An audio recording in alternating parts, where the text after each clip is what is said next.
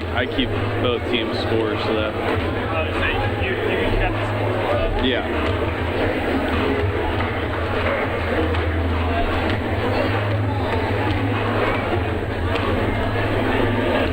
There, drip go. Ooh, and that.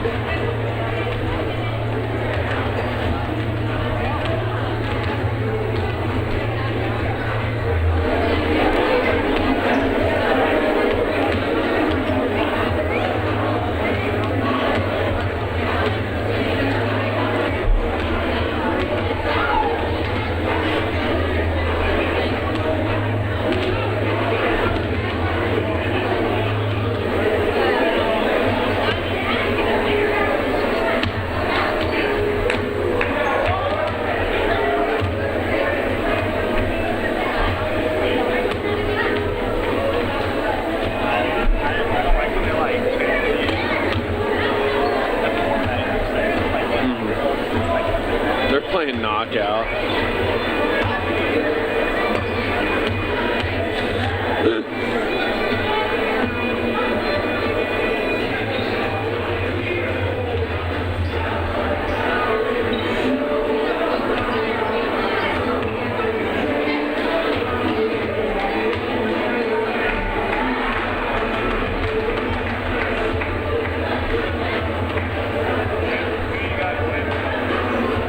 Winning?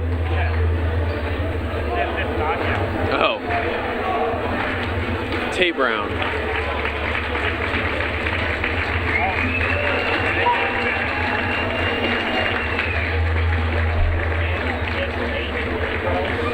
Last time we played them, I think they won by like 5. We're pretty evenly matched. We're struggling.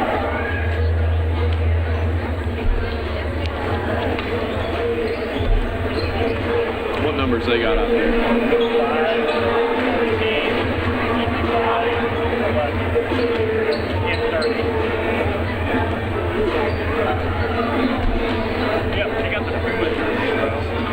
Drip, LaMelo.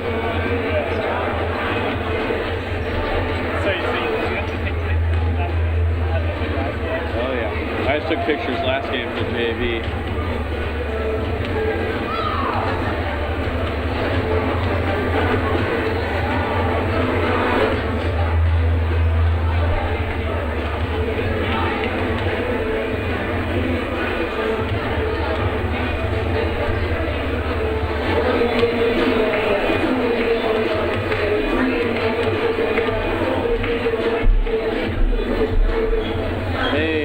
What's up with it? Yeah.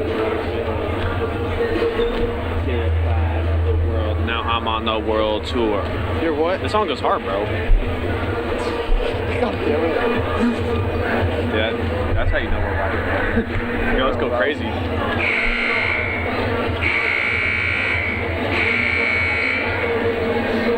Bro, JV boys beat Hayden by like 30. When we played him earlier, we lost.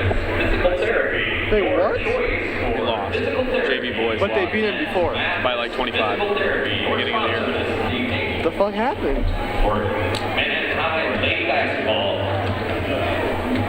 I saw Jason Kim. He was like, bro, coach is so ass.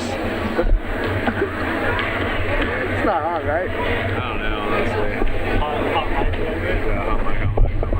Looking and Homeless Society team are in their last 2 weeks of their fundraising campaign and are here collecting donations. All shit, I gotta go. directly towards cancer research and fighting a cure.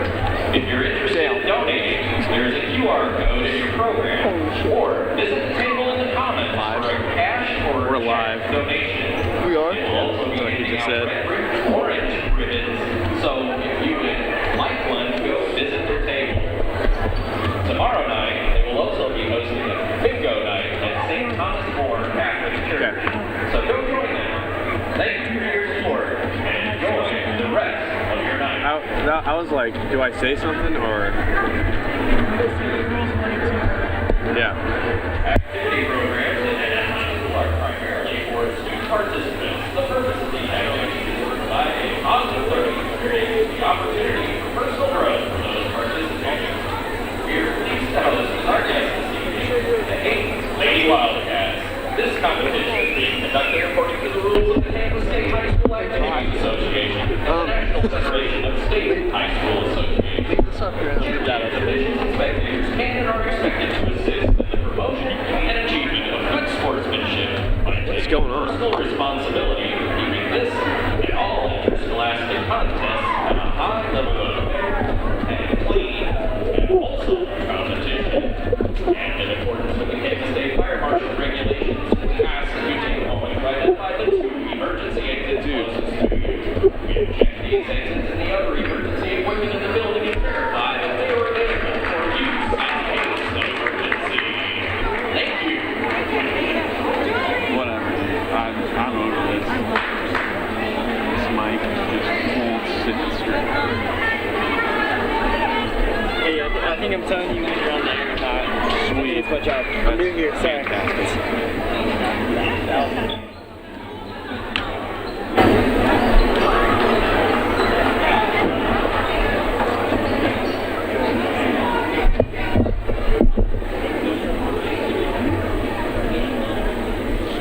Good evening, ladies and gentlemen. On behalf of Principal Mike Gorst and Athletic Director Mike Marsh, we welcome you to Manhattan High School.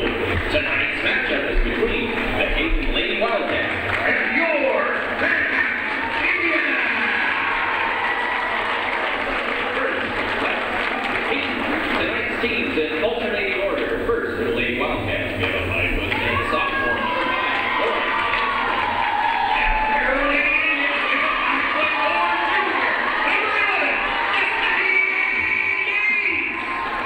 And welcome in to live play-by-play coverage of Manhattan High basketball on MHS Student Media. Alongside Adam Wollenberg, I am play-by-play announcer Grant Stone. Starting lineups being introduced right now. First for the Hayden Wildcats, number 5, Sandstrom. Number 11, Smith. Number 14, Stoop. Number 25, Mier. And 30, Greco. And for the Indians, Grace Dixon, Maxine Doring, Avery Larson, Destiny Yates, and Emery Rulison.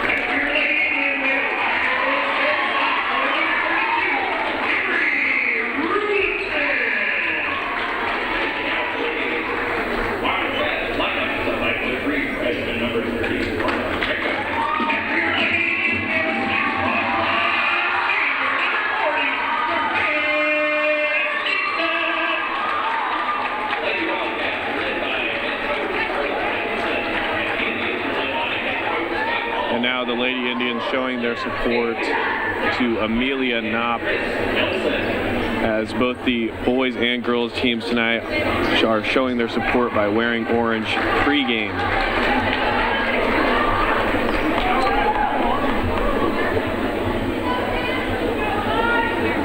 We are just now moments away from tip-off. The Hayden Wildcats took this first meeting by a short margin in just the second game of the season.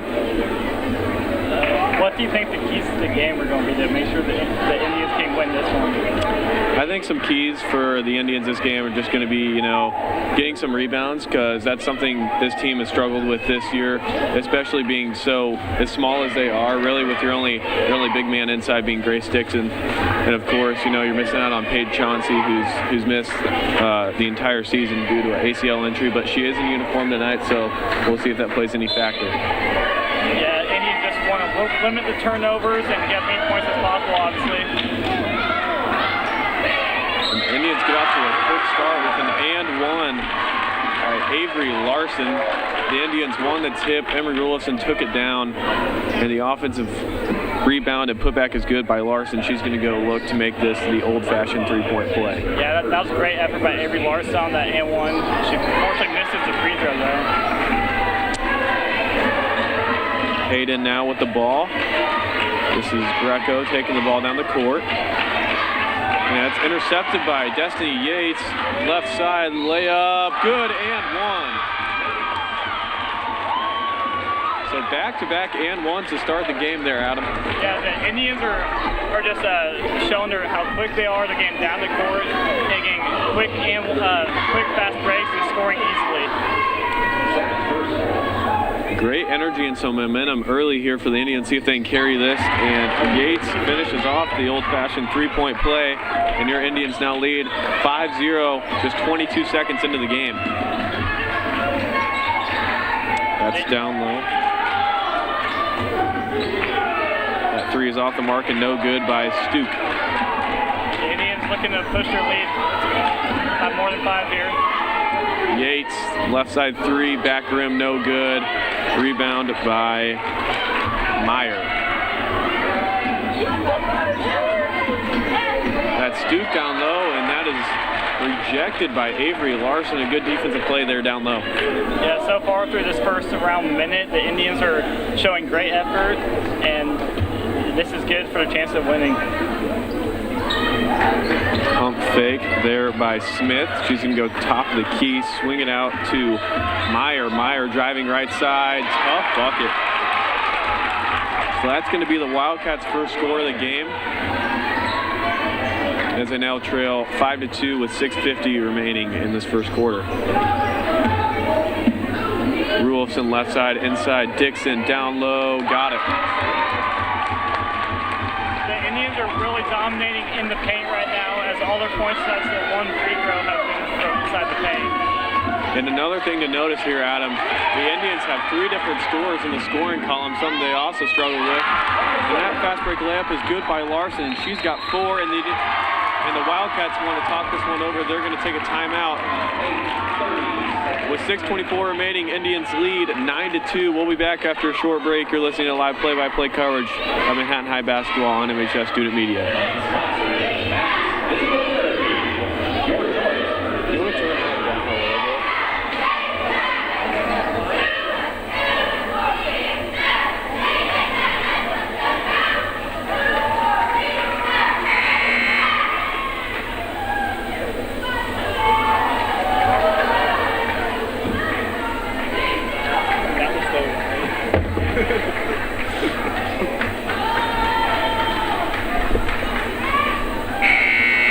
Welcome back into live play-by-play coverage of Manhattan High basketball. The Indians got out to a quick 9-2 lead there, Adam, in the first minute and a half.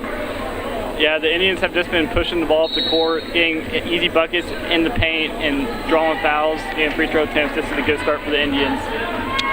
Smith taking the ball down right side. She's going to swing it left to Sandstrom. Sandstrom now looking for options. She's going to find Greco, who's going to hit Stoop.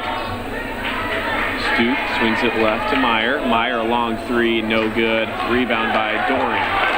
Doring up the court to Larson. Larson left side. Dixon down low, mid-range, no good. I believe, yep. That's going to come off Smith. Yeah, the Indians had another fast break going. Just couldn't quite convert on that one, but that was still a good shot attempt. And Larson's inbound is deflected and into the hands of Stoop, who's now trapped. And they're going to get a foul. Yep, they're going to get a blocking foul here on Rulison, I believe.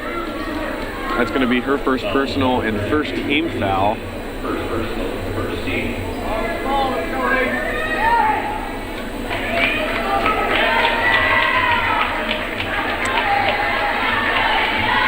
Wildcats now taking the ball down the court. That's right side with Stoop, looking down low, deflected by Doring. Great dish down low, and that's going to be good by Sandstrom. That's her first bucket of the game. Yeah, the Indians leading 9-4 in this one with 5:30 left to go in the first quarter.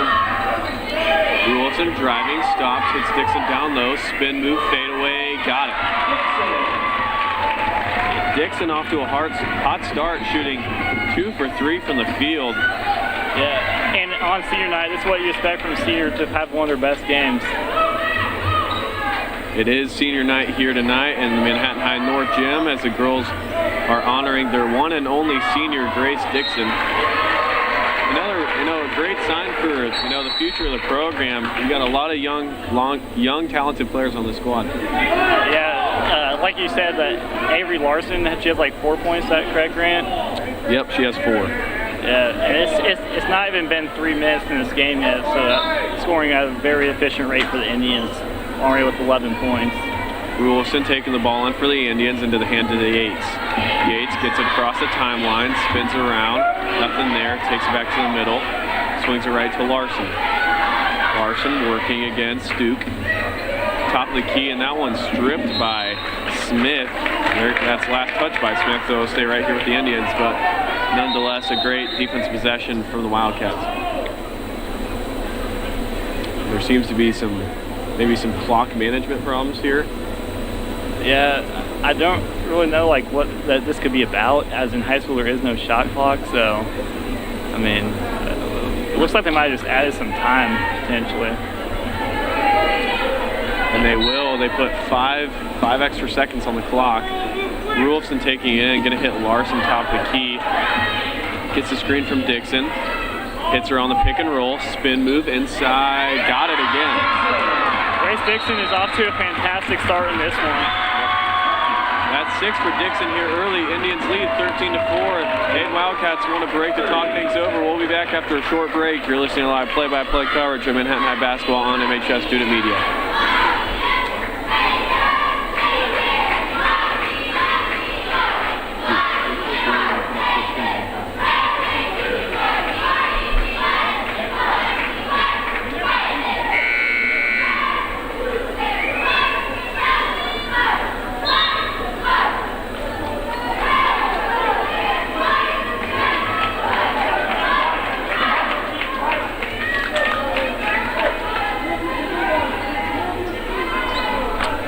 Welcome back in to live play-by-play coverage of Manhattan High basketball here on MHS Student Media.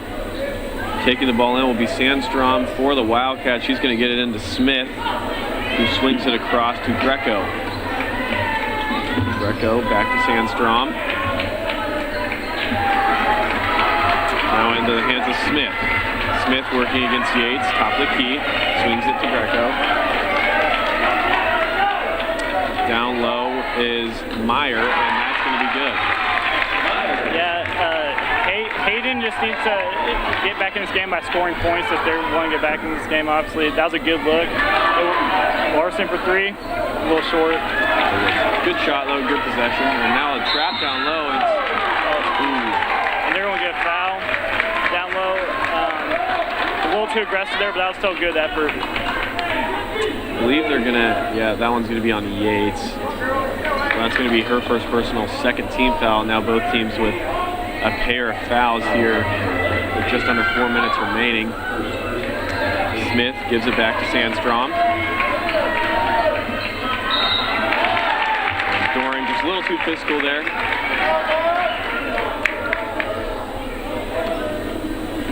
That's going to be her first personal, third team foul.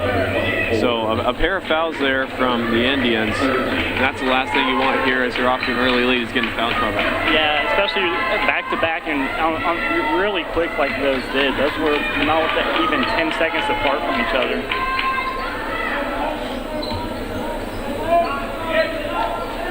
It's going to be Meyer looking down low for Smith.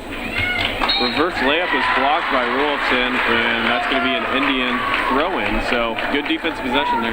Yeah, the Indians are playing really good defense. As Hayden only has 6 points with those 3:25 left to go in this first quarter. Larson right side swings it to Rulfson. Rulfson down low to Dixon. Dixon tries to get it back to Rulfson. That's knocked out of bounds for an Indian throw-in. Yeah, the Indians have found great success at getting the ball into the paint early in this game. They haven't really made too many outside shots yet, if any, but they're definitely dominating in the paint. Yeah, all of the Indians' points coming inside with, of course, that Destiny Yates and one early. Larson Euro step, but that's blocked by Meyer. Now it's given to Smith. Smith pushing the tempo. Top of the key now driving. Euro step, and that's good. Tough bucket. That was a great finish there. Kept focused, had her eyes on the basket the whole way, and was able to lay it in. Wilson driving, and she's got fouled.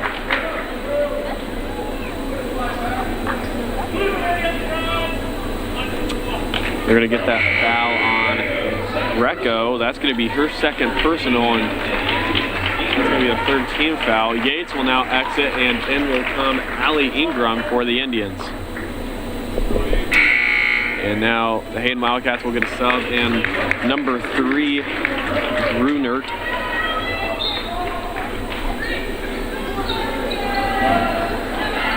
Larson looking for anything, and she'll finally get it to Rulson. Who gets it to Dixon, back to Rulson. Top of the key, pick and roll.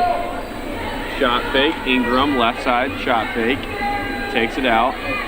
Looking for a pass across to Larson, but that's intercepted, but quickly turned over by Stuke, as they're going to say she walked. Yeah, her feet were just moving a little too quick there. She grabbed possession of the ball and just couldn't stop her feet from moving, and took a couple extra steps, and that's going to be a travel. Good defensive effort, just a lousy turnover. And number 10 is coming in for Hayden. That is going to be Sandy Anuganano.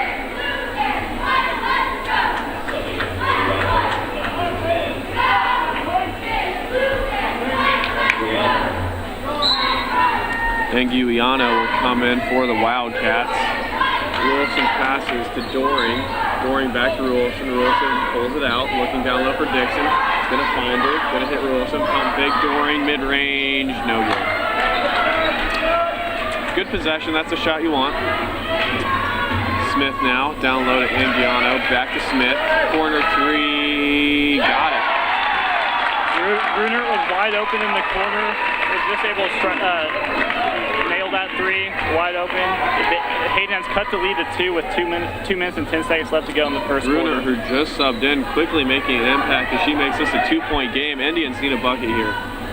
Yeah, the Indians have gone a little stagnant on offense. They've not scored at the same rate that they were in the first couple minutes. Great pass down low.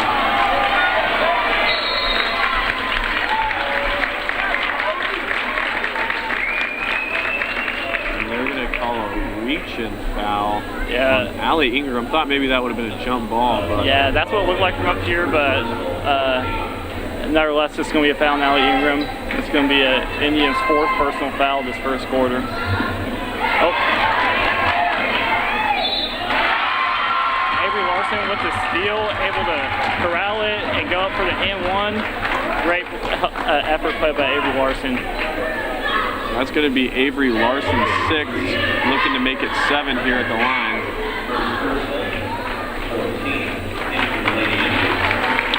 And in will come Sailor Salmons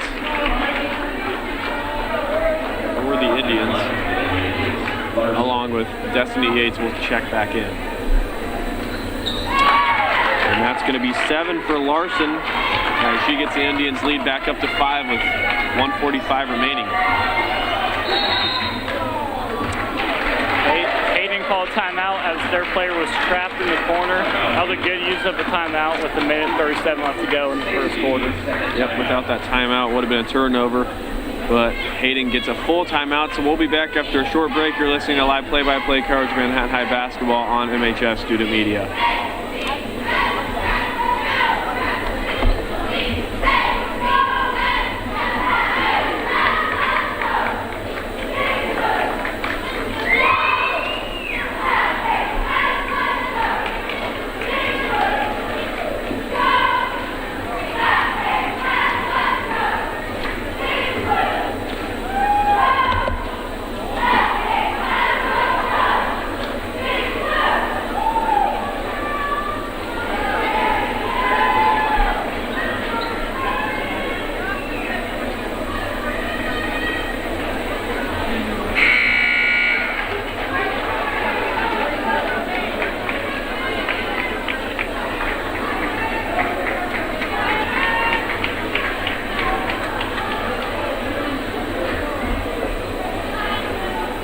And welcome back to live play-by-play coverage Manhattan High basketball on MHS Student Media. With 1:37 remaining, Indians lead 16-11. Adam, what are some of the key things you've seen here early? Yeah, well, the Indians have been finding success driving the ball into the paint, getting fouled, getting the free throw line, and making free throws. I think they should continue to do that and keep playing this aggressive defense as they just get another turnover, force another turnover right there. That'll be Allie Ingram taking the ball down the court for the Indians. That steal is by Grace Dixon. Yates right side now looking for option. She's going to take it in. Cross court, Allie Ingram, corner three, no good.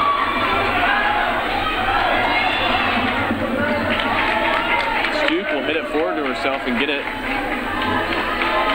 That's now Meyer, down low, Anguiano, no good. Yeah, a little too strong on that. She didn't quite have the open shot there. It'll be Allie Ingram now, right side. Gives it to Larson. 50 seconds left in this first quarter. Larson driving, pulls it back out. Sailor Salmons. And she walks. Yeah, she moved her feet before she dribbled it. That's going to be a travel every time.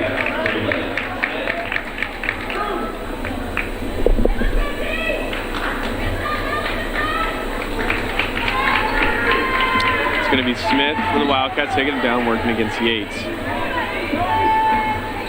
Looking down low for Meyer, but it's not there.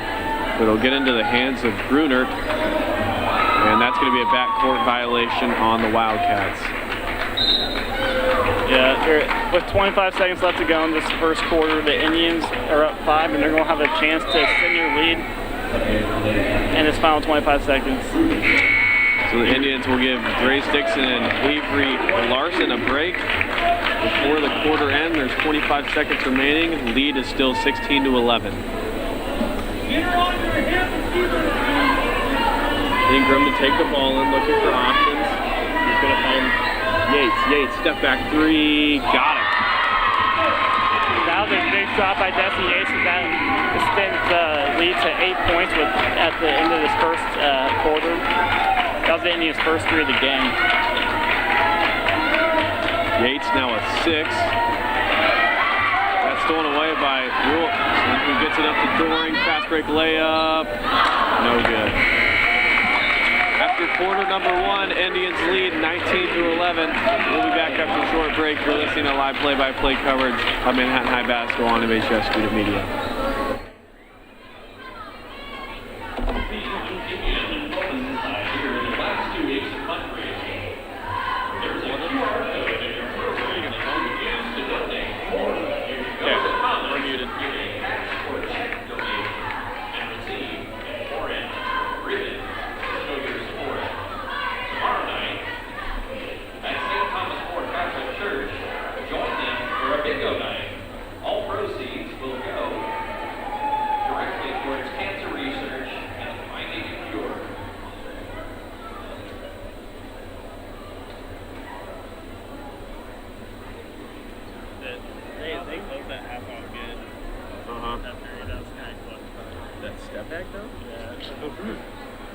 Hey, just let me know when you want to go back online.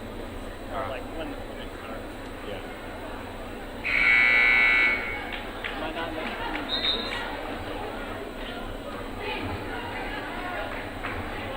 Just like talk.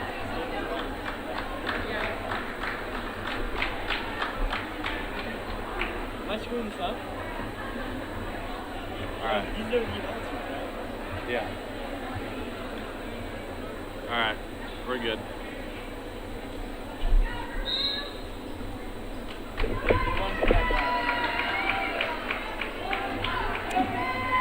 And welcome back in to live play-by-play coverage and basketball. After quarter number 1, Indians lead 19-11. Adam, what are some of the big takeaways there? Yeah, well, the Indians early were getting a bunch of points in the paint. Then, and late in the half, Destiny Yates hit a big 3 to push her lead up to 8, which has since been cut down to 7, or 6 with the layup by Hayden. Avery Wilson now left side. Gonna hit Ingram. Ingram top of the key, swinging it left to Doring. Doring looking down low for Sarah Salmons. There, Wilson's gonna pull a 3, no good. Good look. Yeah, that first quarter was pretty competitive. I mean, if Hayden just got a couple of shots to fall and maybe didn't turn it over so much, that they will probably be more in this game. But they're still, as they just commit another turnover, but they're still pretty much in this game. They're only down 6 points with 7 minutes to go left in the second quarter. Destiny Yates taking the ball across the timeline for the Indians.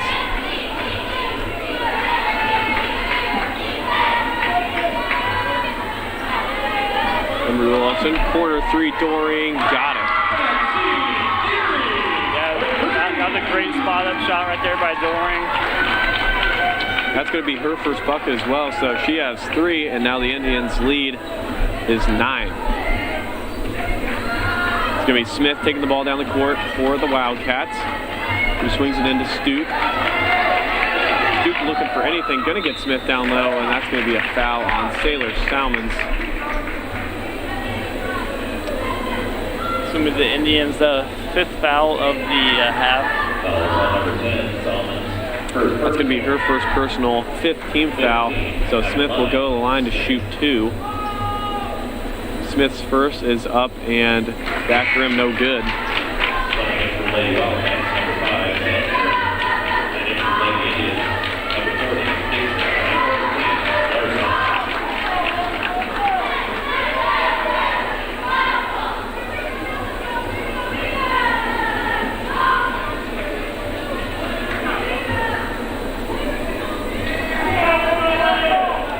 Smith's second is on the way, and that one is back rim as well, no good, but good offensive rebound there by Sandstrom, who's going to kick it out to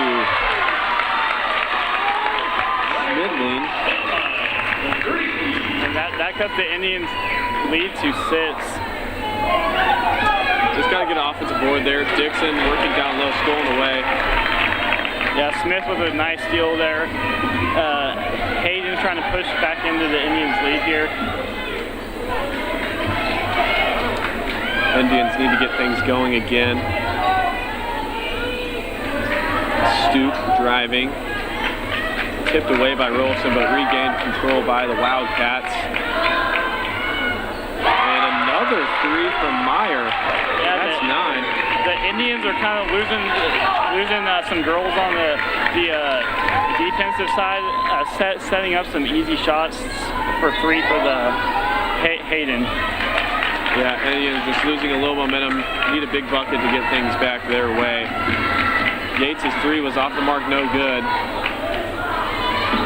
Hayden now another 3, and that one hits the rim twice and no good. Maybe a little bit of luck there for the Indians.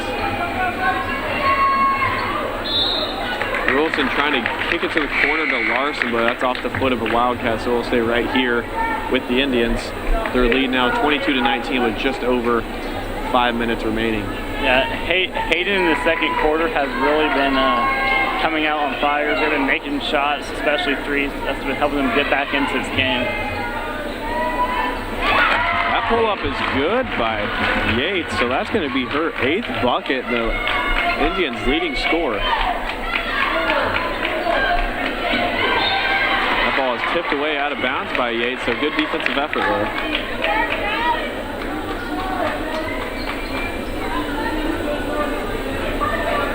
.446 shows on the scoreboard. Indians now lead 24-19.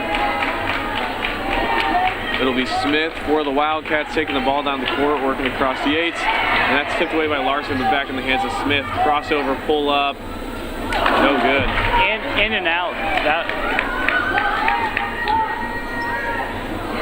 Wilson to the corner, Doring. Looking for options, gonna swing it across. Larson, 3, no good.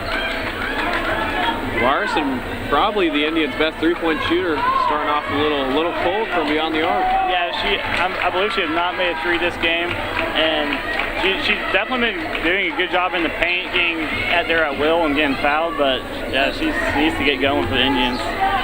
Larson with 7, of course, that and one there earlier in the first quarter. This one's now stolen away by Doring. Fast break, left side. She's going to pull it up, set up some offense. Deflected, Grace Dixon down low. Good move. Got it. Tough bucket. Yeah, great move by Grace Dixon there. Dixon has 8. She's going to join Yates as the Indians' leading scorer. Smith taking the ball across, working against Doring. Inside, good move, but no good on the layup. And that's rebounded by Doring. Larson down low. She gets hacked by number 25, Meyer. Yeah, this is going to give the Indians a chance to put their lead back up to 9 points. That's going to be Meyer's first personal 15th foul, and Larson will now head to the line to shoot 2. First one is up and good. Yeah, and an early trend I see in this game is that Manhattan's getting out to some sizable leads, but then Hayden's able to shrink it, but then it just gets sizable again. Like, because it was a 9-point game and then went to a 3-point game. It's almost back to a 9-point game potentially again. Absolutely. Larson's second is up and also good. So now Larson is the Indians' leading scorer. And Adam, that's a big key here for the Indians. You got three scores of more than 8 points, and that's huge. Yeah, they're really spreading the wealth around as multiple people were able to get in the scoring column. They're going to get that foul on number 24, Dorian. That's going to be her second personal, 16th foul. Smith's layup was good, but they're going to say she was fouled on the ground, so no bucket. Yeah, that was a great shot by Smith. And anyway, although it didn't count. That's Huscher to take the ball out for the Wildcats. Meyer gets it to Smith. Smith working against Larson. Back to Meyer. Meyer takes it left, kicks it out. That three is long and no good by Sandstrom. Rolfson now right side, taking it in, pulls it out. Larson three, no good. A good offensive rebound. Dixon mid-range, gets it. She got the shooter's touch on that. It hit the rim probably 4 times and rolled in. Absolutely got a little bit of the home court friendly roll there. Yeah.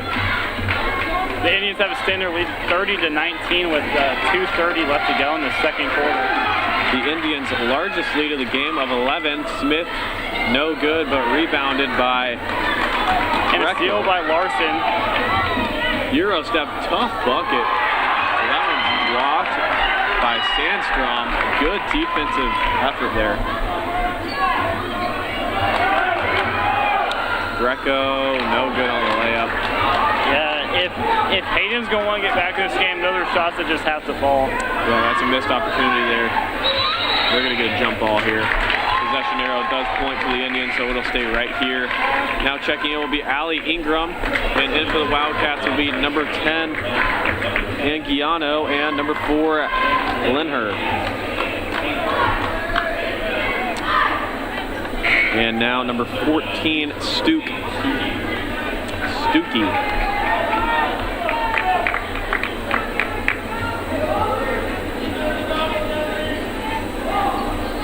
Dixon, top of the key, swings it right to Rulson. Rulson looking for options, pump fake, drives, layup, got it. Yeah, great drive by Rulson. As mentioned earlier, she is one of the younger girls on this team, could make a big impact in the future. Yep, Rulson just a sophomore. Stuckey's three is an air ball and rebounded by Rulson. Larson, left side, looking down low for Doring. That's actually going to be deflected and hit the rim. Deflected again by Larson. Yeah, Hayden's entering that dangerous territory where if they don't start scoring buckets soon, this game could get out of hand. A really quick quarter, only 2 stops in play, both being fouls and free throws. And we're left with only a minute and a half left here as the Indians lead 32-19. Offensively, probably one of the Indians' better games offensively here with 32 still with a minute and a half here to play. And a big part of that is how easily they're getting to the paint. They're getting fouled at the free throw line, and they've also hit a couple big threes. And that's a turnover by the Hayden Wildcats. Another great defensive possession from the Indians. Yeah, with a minute 12 left to go, the Indians are looking to extend their lead here on this possession. Larson, top of the key, gets it left to Ingram. Ingram looking for options, pick and roll with Dixon, gets it to Rulofson. Rulofson now looking for options, top of the key. Ingram drives left side, looking for a bucket. And she's going to be fouled. I believe that foul is going to be on number 30, Greco. Yeah, Hayden definitely needs to clean up their play and start making shots. Because this game, they could get boat raced here at the end of this half and at the beginning of the second half if they do not turn things around quickly. That foul is actually on Anguiano. That's going to be her first personal 16th foul, and Ingram's first is up and good. So the Indians now lead 33-19.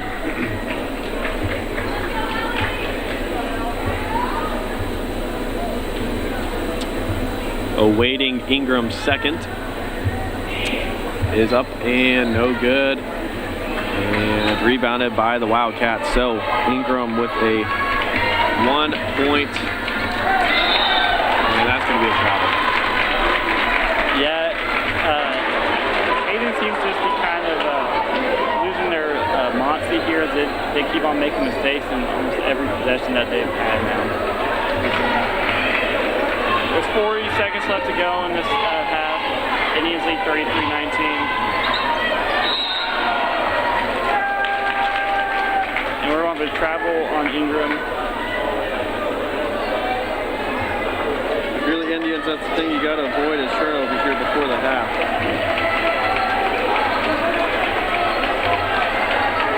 But nonetheless, the Indians' lead is 14 with now 30 seconds remaining. It's going to be Anguiano in the corner. Cross-court pass to Greco. Now in the corner is Stuckey, and her layup is good. Yeah, that's going to get Hayden up to 21 points here with Indians have 10 seconds left to go. See if they can get a bucket. Time the Indians to hold the ball in the hand of Avery Larson. That's exactly what they're going to do.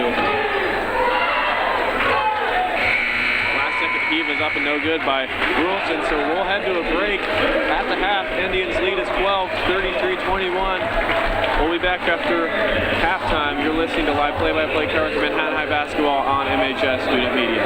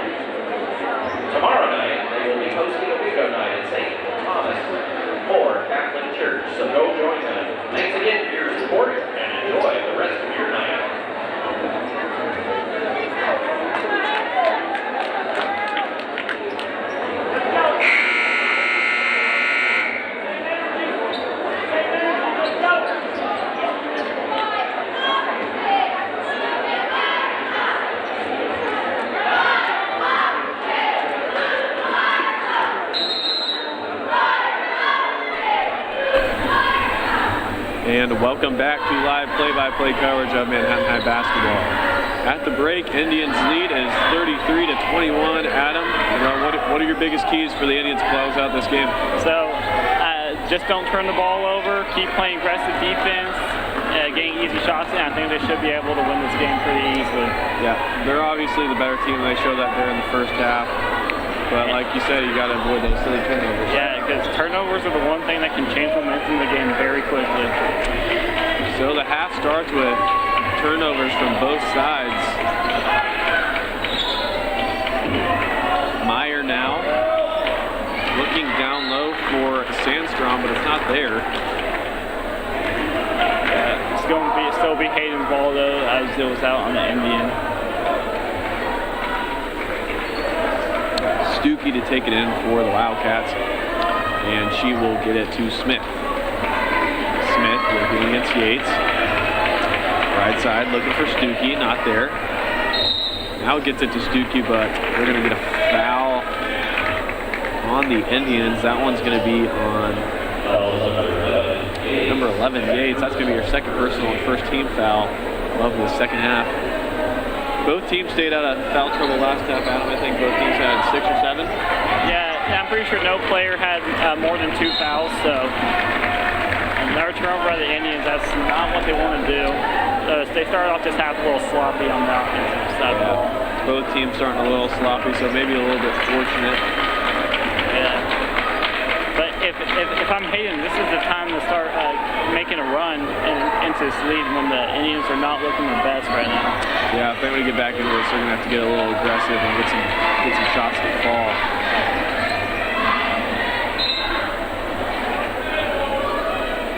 It's going to be off of Larson's leg, and that's going to be Hayden's ball. It's going to be Stuckey taking the ball in for the Wildcats, looking for an option, nothing there. She's going to find Greco, who's driving, going to pull it out to Smith. Thought about shooting it, but decides not to. That's off her foot, now in the hands of Stuckey, who tries to get it to Sandstrom, but out of bounds. So yeah, another turnover here in the second half. Yeah, this half has consisted of a bunch of turnovers already. I believe there's been at least 5 turnovers. Yeah, very sloppy, so both teams maybe just need to slow it down a little bit. But if both teams are sloppy, this does play into the hand of the Indians, as if you have a 12-point lead. Doring down low, Dixon. Some contact there down low. Thought maybe she'd get the shot to fall, but no good. Yeah, I feel like if she just goes straight into the defender instead, kind of fading away a little bit, they would call a foul. Yeah, kind of faded away from the contact there. Sandstrom, tough bucket. Turnaround J is good, and that's her 4th. Yeah, and that's the first points of this second half go to Hayden as they win this half 2-0. Wilson gets it into Dixon. Dixon working inside, spin. And thought maybe she got hit on the arm. They're going to say it was tipped though. I saw that too. It looks like she did get hit, but it's going to stay Indians' ball. Larson will take it in, gets it to Doring. Doring gets it to Dixon. Wilson tries to get it into Dixon, but that's off the foot of Smith. So a kick ball violation, and it'll stay right here as the Indians lead is still 10, 33-23 with 5.5 remaining. Larson looking for options, nothing, gets it into Doring, mid-range, no good. But a rebound by Larson, but it's quickly turned over into the hands of Sandstrom. He's now trapped, but gets it up to Stuckey. Stuckey to Smith. Smith, left side, taking it in. She's going to be fouled. I think they're going to get that one on Dixon from behind. She's going to be shooting 2 free throws, and this is Hayden's chance to cut the lead within 10. That's Dixon's first personal second team foul. So Smith will head to the line to shoot 2. Went 1 for 2 from the line earlier. Or 0 for 2, excuse me. That one is up and good. So that'll be her 3rd point and looking to make it 4.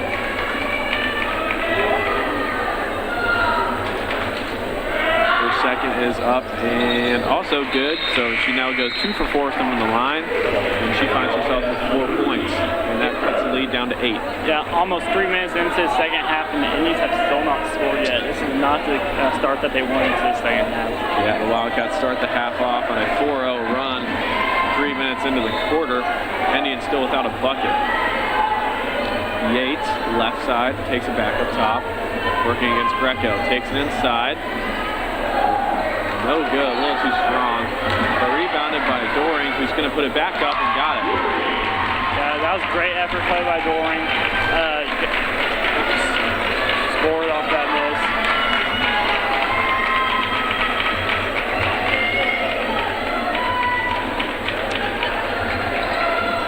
Inside pass to Meyer. Her layup's up and no good. Rebounded by Larson, but stripped away by Greco, who's going to find Sandstrom. Hers is way too strong. Yates, foot on the line, long two, no good. And good rebound there by Smith. Yep. And when you shoot shots that far out, you might as well just scoot back a couple inches and make it a 3-pointer.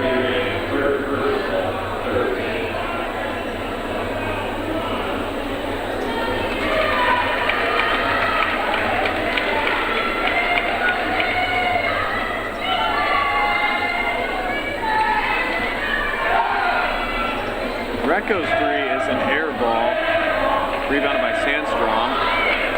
That 3 is up and no good, but rebounded by Sandstrom, and that putback is good. So now a 6-0 run for the Wildcats. Travel. The Wildcats have cut the lead to 8, which it was 12 at halftime, but so far they're winning this half. Yeah, in the first 5 minutes, only 1 bucket by the Indians on that Doring putback. So need a little bit more to get going here as they keep looking to expand their lead. Nonetheless, you just can't let the Wildcats get back into the game. Yeah, the Indians are still at a pretty comfortable margin.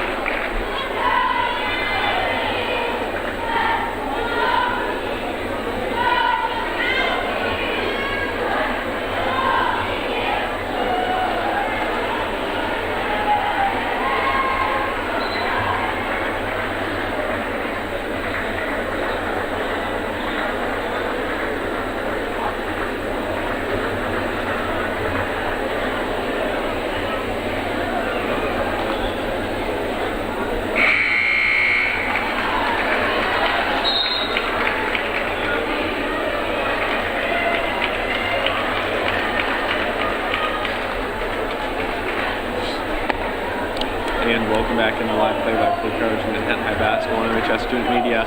The Indians' lead is 35-27, and 3:54 shows on the scoreboard. And Hayden's about to be inbound the ball here. Indians needing a stop. It's going to be Greco taking the ball down the court for the Wildcats. Looking for options. She's going to find it, and Grunert back over to Sandstrom. Back to Gruner.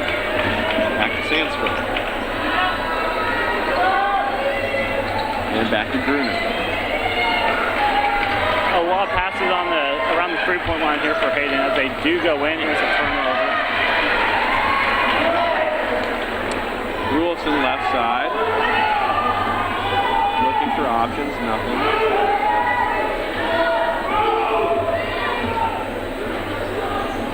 Finally gets it to Doring over to the right side. Good defense here by the Wildcats. Oh, good entry pass. Just got to use the backboard there in that situation. Yeah, Doring was wide open there. Unfortunately could not. Oh, great steal by Rulson.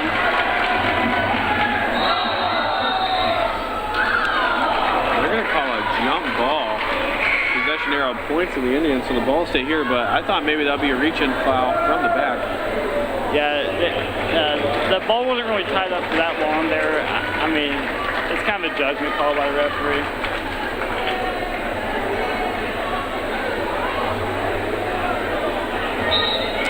Rulson will inbound for the Indians. going to hit Larson. Gets a screen from Dixon. Thought about shooting it. Now drives.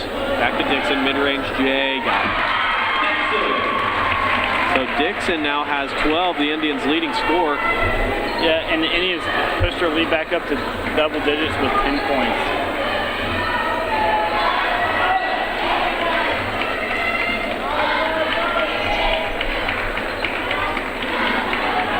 Nearly stolen away by Yates there, but still in the hands of Smith.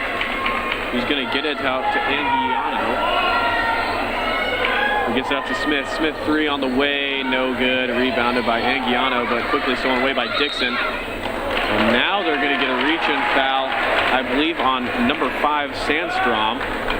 Yeah, that's going to be Hayden's first foul of the Second personal, and now checking in for the Wildcats will be number 4, Lenher, and number 25, Meyer. Meyer, the Wildcats' leading scorer with 9, and Dixon, the Indians' leading scorer with 12. Indians finding the scores in many different ways today, as Dixon has 12, Doring has 5, Larson with 9, and Yates with 8. How big is that, Adam, when you have multiple scores with over 8 points? Oh, that's big, because what that means is the ball's moving around, nobody's taking crazy shots. It's a good sign. And now Allie Ingram gets on the board with 3, as that was a good Euro step and fadeaway J there. Lenher struggling to get the ball across, finally gets it across to Stuckey, and now hits Smith.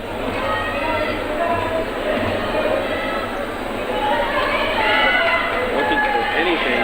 Lenher back to Stuckey. Stuckey driving layup, no good. And rebounded by Larson. He gets it to Ruelson. Ruelson to Doring. Doring to Dixon. Dixon inside. They're going to say shoot off. The Indians have had quite a few turnovers in this third quarter, but they do still hold a 12-point lead. Yeah, and they're causing it upon themselves. Like that's a fast break opportunity. You know, just got to set your feet, take a dribble, easy points. Smith left side driving, pull up, no good, and rebound by Doring. Just over a minute here.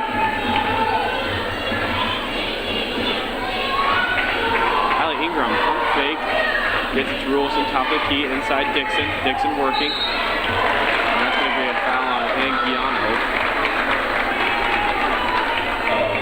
Their second personal, and only the second team foul this half. And now back in will come Sailor Salmons. And Grace Dixon, Maxine Doring will exit for the Indians. Yeah, the Indians are definitely going to be looking to extend their lead here in the final, a little bit under a minute left to go. Fake mid-range. Fighting for the rebound is Salmons, but can't get it, and it's controlled by Meyer, who now get it to Smith.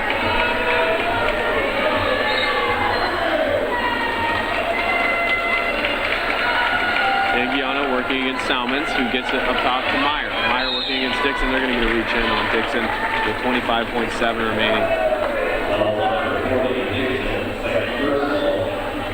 Dixon a little upset with the call. Yeah, some of that stems from, I think she feels like she got fouled on the other one when she got bumped. Yeah, just looking for calls to go both ways. Yeah. But nonetheless, that's going to be her second personal and 14th foul. Lenher gets the ball in to Stuckey, and that's going to be, she took that right in on 3 Indians. I don't know who they're going to get the foul on. Yeah. They probably could have called a foul on all 3 of them, but they have to pick one. And they're going to get it on Allie Ingram.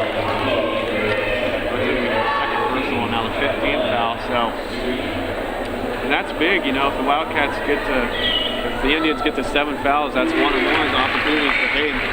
Yeah, all Hayden will have to do is just execute on their free throws. Larson will head to the bench to take a break before the quarter end, and in will come Yates. Stuckey's second is up and also good, so she has 4.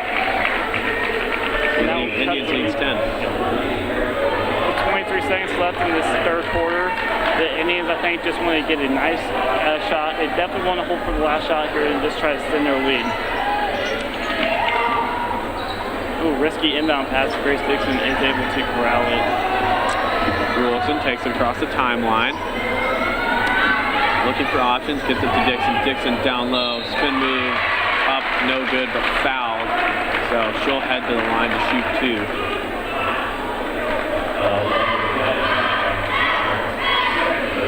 That's a second personal on Meyer, and now Dixon will head to the line to shoot 2. Dixon's first is up and good. That's now 13 for Dixon. Yeah, she's having a great senior night. At her last game playing at home for MHS. Good way to go out. You know, you got 13 looking for 14. Third quarter's not even done yet. Yeah. Second is up and a little short. Now they have 10 seconds to get a shot up here before the end of the time. Smith gets it to Meyer. Meyer's going to pull a 3, and she got it. That was a great shot by Meyer at the end of the third quarter. That could be the momentum Hayden needs to get back into this game. Yeah, Indians may be a little lucky. That's the end of the quarter to kind of halt that momentum. But nonetheless, the Indians lead by 8, 40-32. We'll be back after a short break. You're listening to live play-by-play coverage of Manhattan High Basketball on MHS Student Media.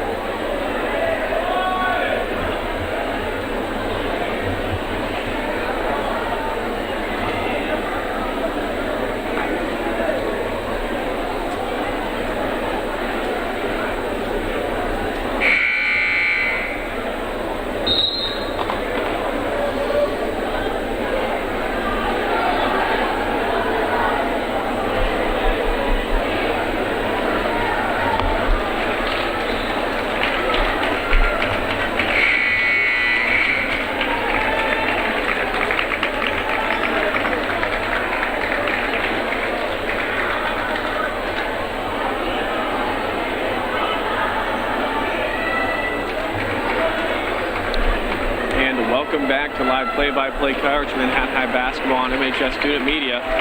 Indians lead is 8 heading into the fourth. I don't know what they need to do to close this one out. They just need to limit their mistakes, play good defense, and they should be able to come out here with a win. Because the Indians only with 7 points in that quarter. Yeah, that was not a good quarter. They definitely want to get back to their first quarter habits, and I believe there's a foul going to be calling Grace Dixon. I believe that's only going to be her second person. Dixon is, no, that's going to be her third. That's not the first thing wanting foul trouble. She is the Indians leading scorer with 13. Yeah, she's been playing really good, getting a lot of finishes inside the paint. Stuckey's going to pull a 3, no good. Rebounded by Ingram. Ingram up to Larson. Larson left side working against Stuckey, going to beat her. Pulls it out to Ingram, who's looking for offense. She's now at the top of the key. Gets it to Sailor Salmons, taking in. Grace Dixon's going to pull a 3, no good. But rebounded by Dixon. Back inside, no good. Rebounded by Dixon again, and one. And that's the way to pad her stats right there. She grabbed 2 offensive rebounds, got the bucket, and gets a chance at another point. Absolutely. 3 straight shots for Dixon, 2 boards, and she's going to get an and 1 call. That's now 15, looking to make it 16. Dixon's old-fashioned three-point play is up and no good, but rebounded by Larson. It's now in the hands of Dixon. Dixon's going to get it to Yates. Yates, top of the key. Working against Greco. Dixon, right side, going to hit Ingram. Ingram, pump fake, taking it in. Out to Yates. Yates, no good. Good couple of possessions there. Both couple of good looks. Yeah, the Indians extend their lead back up to double digits as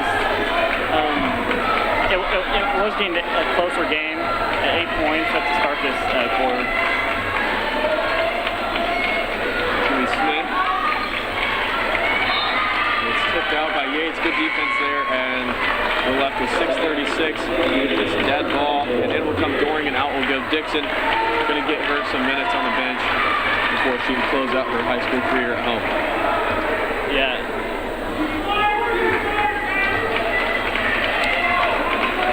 Hayden maybe in desperation mode. They're going to need some buckets. They're going to need some fast. Yeah, they're down 10, and that's a good bucket right there. That's a quick bucket.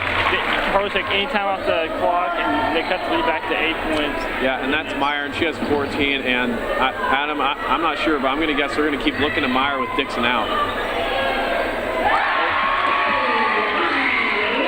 And now Avery Larson's 3 is good. She's got 12, and the Indians' lead is 11. Yeah, that was a big shot right there. I believe that the Indians should be able to win this game as long as they have smart clock management here. Stuckey. They're going to get a foul on Sailor Salmons. And that is the 7th team foul. That's Salmon's 2nd, so now Stuckey will head to the line to shoot 1-1 for the Wildcats. Hit both here, making a 9-point game with 5:49 remaining. It's up and no good, but rebounded by Meyer, who's fouled again by Sailor Salmons. So 2 quick fouls from Salmons, and Stuckey will head back to the line. It's going to be Salmons' 3rd personal, 8th team foul, and the Indians now maybe in a little bit of foul trouble. This is not what we want to do for the Indians, as this gives Hayden a chance to score points without taking time off the clock. And Meyer's first free throw is up and no good, and into the game will come Sandstrom for Smith.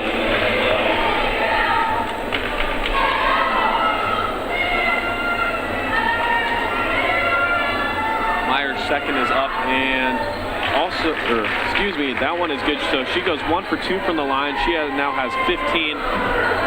And the ball is in the hands of Allie Ingram, top of the key, working against Greco. Looking for Yates, but not there. Into the hands of Larson. Yates, right side. Good crossover. Pull up J. Blocked by Meyer. Good defense possession there from the Wildcats, Adam. Yeah. They were going to look to cut the lead to single digits, and they do. As it's now an 8-point lead for the Indians with 5:20 left to go in the 4th quarter. Meyer now the game's leading scorer with 17 points, and Grace Dixon will head to the scorer's table to check back in for the Indians. Without Dixon in there, the Indians just struggle with size. Yeah, that's definitely correct. Meyer's been able to get a lot of points here with Grace Dixon's absent. She got it. Allie Ingram now with 6 points. That was a big 3 at that, extending the Indians' lead up to 11. Meyer's 3 is up in an air ball, but it's saved by Larson. I think maybe an Indian got a hand on that one, maybe. Yeah, or maybe she thought it was tipped potentially because of how badly it was missed. Dixon and Rolson will check back in for Ingram and Salmons. So now the Indians with their starting 5 in.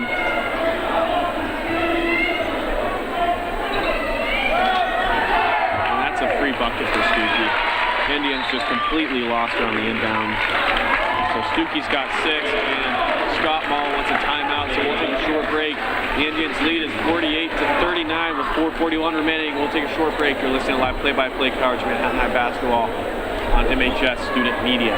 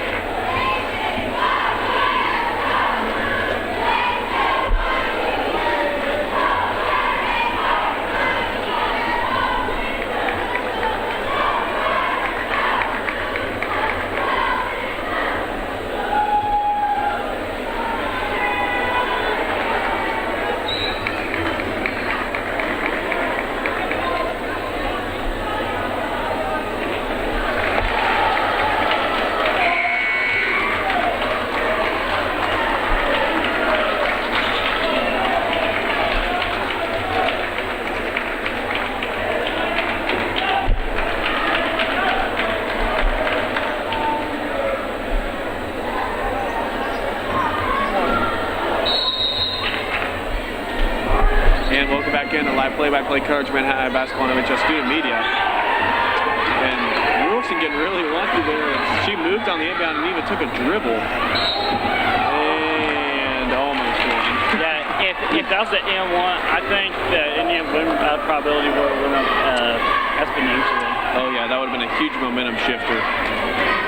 But nonetheless, Doring will head to the line to shoot 2. Doring with 5. And here she can make the Indians lead 11. First is up and good. So Doring now with 6. Yeah, this game, there was times where it looked like Hayden might make a run, but it's really just been hovering around this 10-point margin the whole game. So Doring now with 7 and makes the Indians lead 11. 4.5 reading on the scoreboard. Greco gonna get to Meyer, pump fake. Meyer's been red hot this game, Adam. Yeah, Meyer is the leading scorer in this game. Doring gonna swing it to Yates. He gives it back to Doring. Doring to Dixon. Dixon long to got it. Dixon going out with a bang, 17 points, Adam. Yeah, this is her senior night, so it's exactly what she wants to. This is a good memory for her to have, but she's definitely carrying her team to victory. Probably here. Stuckey left side working against Larson, who's going to get it to Meyer. And now the crowd getting into it here. So all the momentum lies in the hands of the Indians. Stolen away by Ruelfson, who's going to get it up to Doring. Doring looking to get it to Yates, but that's stolen away by Greco. Yeah, I think Doring should have just took that straight to the basket. Probably had a good chance of getting fouled. That pass was not there. And Stuckey comes from behind Larson to strip that one away. I'm going to foul on Grace Dixon. That's going to be her 4th. She was a little more, she would be fouled out of this game. Would be huge for the Indians if she did foul out. Yeah, but they're still up 12 points. I think, or 13, they should be able to still be able to win that game.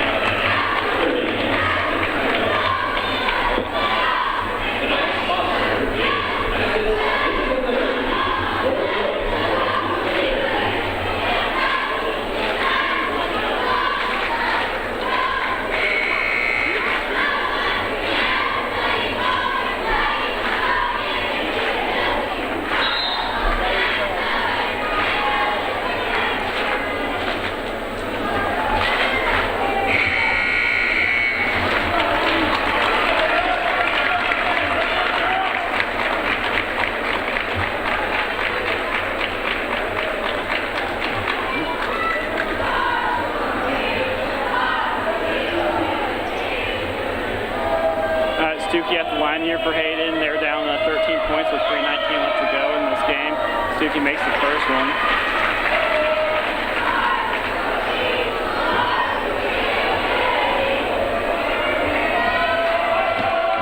But the second one is no good. Rebound by Doring. Indians are up 12 with 3:10 left to go. Yates with the ball outside the key, dribbling around. Started by Greco.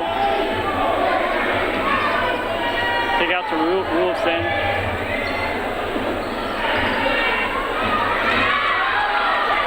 Good defense here by Hayden. Grace Dixon wide open.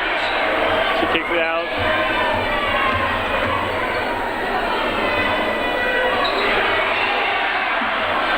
Wants Dixon to shoot a 3, I believe. The Indians using a lot of time here. So there's 2:30 left to go. And then we have a foul up. That is going to be on Hayden.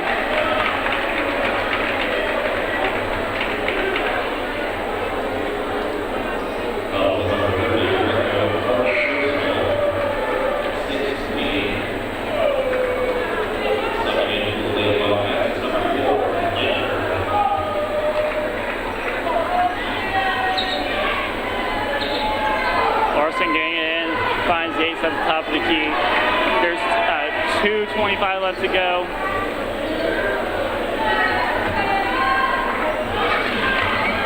Grayson open. The crowd wants her to shoot a three, but she is not. Looks like we're having another foul here.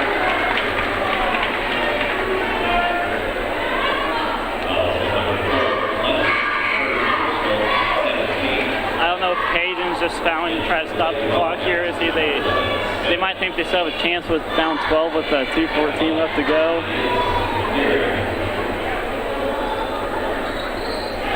Boy makes the first one.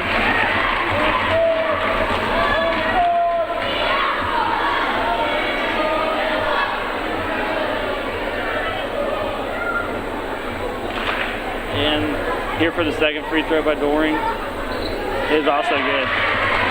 I've seen Doring with 9 points in this one. 2 minutes left to go. The Indians lead by 14. Unless a miracle happens, the Indians should be coming out here with a victory. Another turnover by Hayden. That's been the story of the game. They've been having so many turnovers. Avery Larson scores. That's going to put her at 14 points.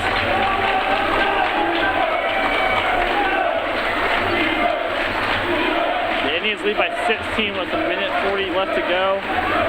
This has been a pretty good game for the Indians. A lot of scoring, spreading the wealth around.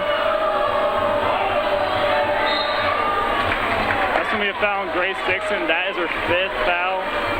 And I believe she might be fouled out if this is the college rules.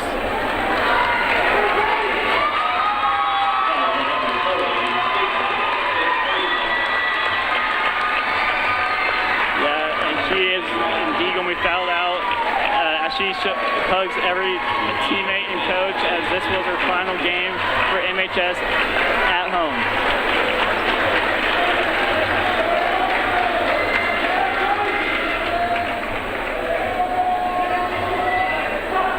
Meyer at the line, misses the first one. She has another shot. She's led the Hayden with 17 points in this one, tying Dixon for the leading scorer in the game. Well, with that timeout, we'll be back.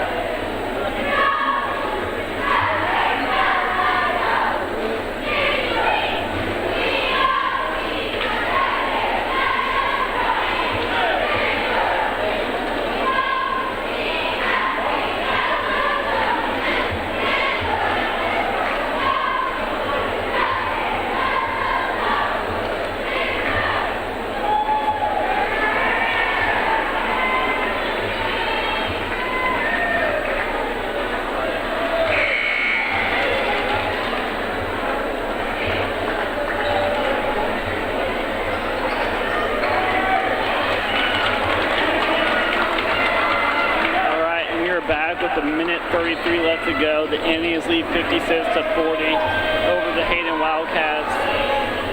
Grace Dixon, the lone senior on this squad, ended the game with 17 points, as she's since fouled out. And Meyer has made that free throw. She puts her at 18 points in this game. That is the lead scorer for the game. And we have a carry on Doring.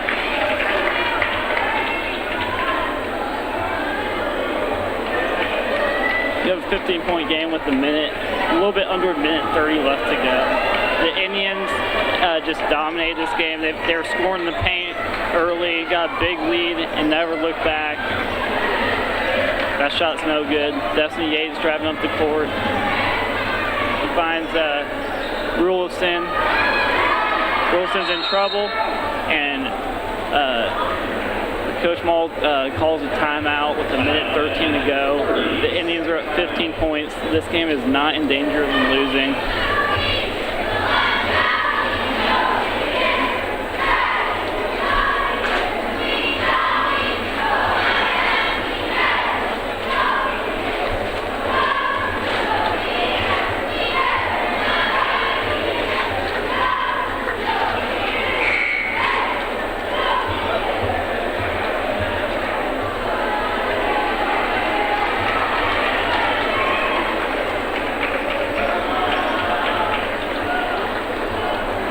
tonight were led by Grace Dixon with 17 points, Avery Larson with 14 points, and Doring, who had 9 points.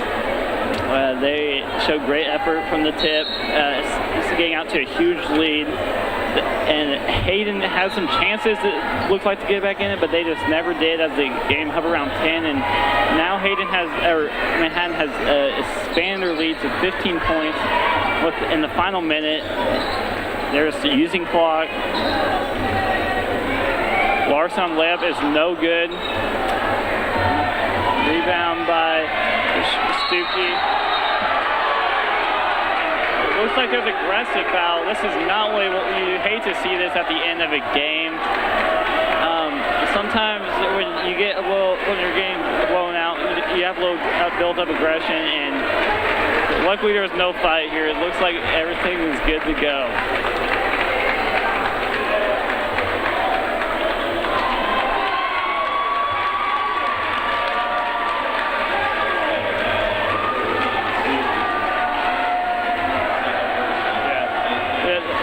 A technical on Stuckey. I mean, it's not like it mattered the game. The game was already over, but it does give Doring some chances to get more points. And she drains the first one. It's going to be, she now has 10 points on the night. The Indians have 3 people scoring in the double figures, which is impressive. And she makes second, and she's going to have 11 points now. The Indians were just sharing the ball.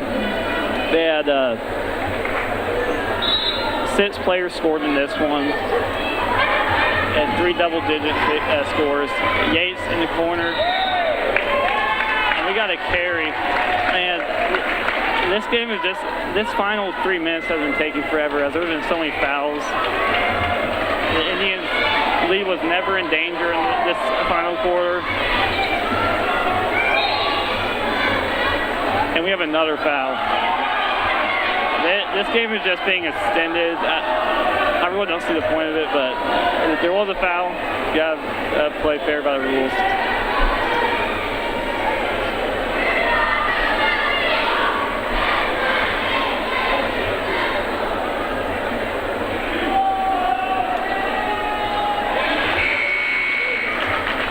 Smith made that first free throw. She has 5 points. The Indians' lead is currently 58-42 with 38 seconds left to go in the game.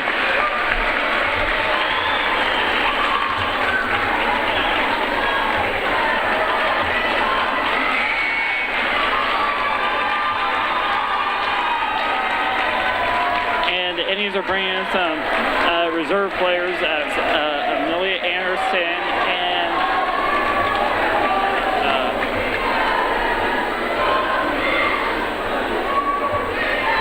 Isabel Peabody check in for the first time.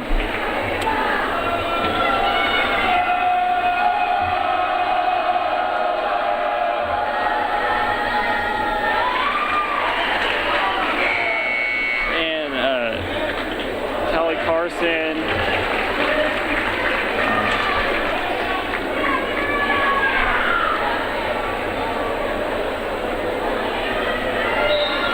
Salmons also checks in for the Indians.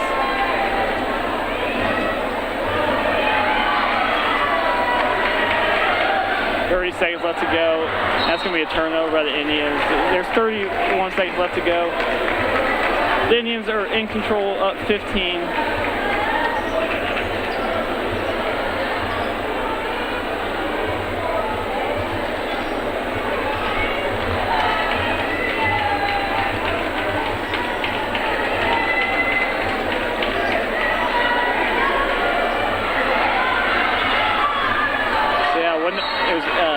Another foul. These fouls this late in the game, especially with the game out of hand, has really extended the time this game is taking.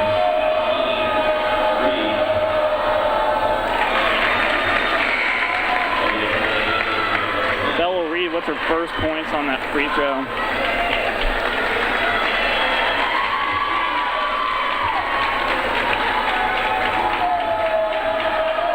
On the second, and she drains both. 2 points, 2 varsity points for Reed. And we have another foul. Man, these refs are getting very whistle happy in this final 3 minutes.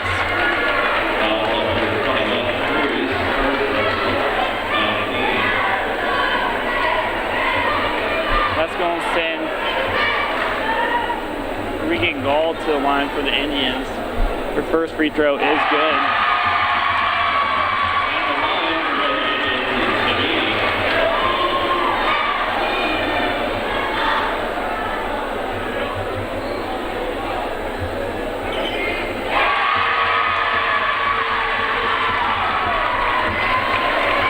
Both of those free throws.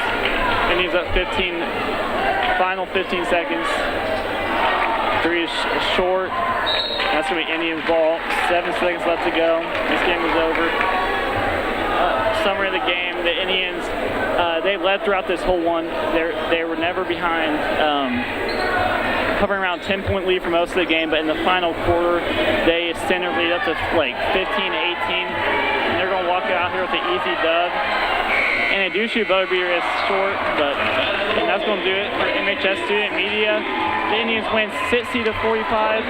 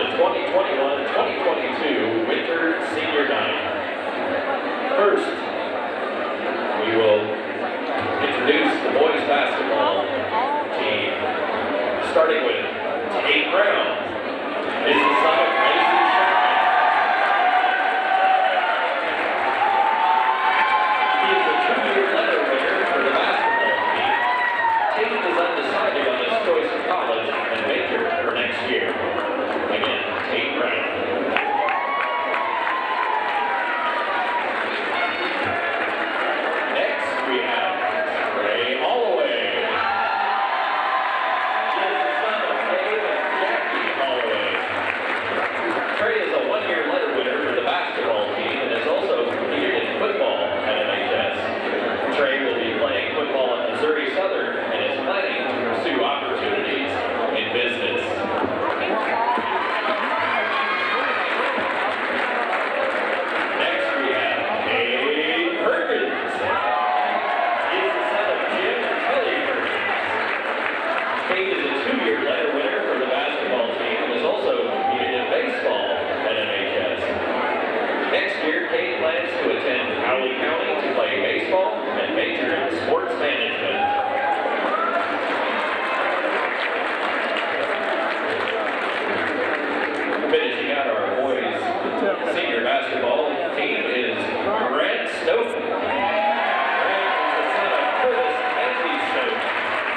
Grant was the social media, photography, and video director for the boys program this year. Grant has also competed for MHS in football, soccer, and golf. Grant is signed as a preferred walk-on for football at Kansas State University and plans to major in sports broadcast journalism.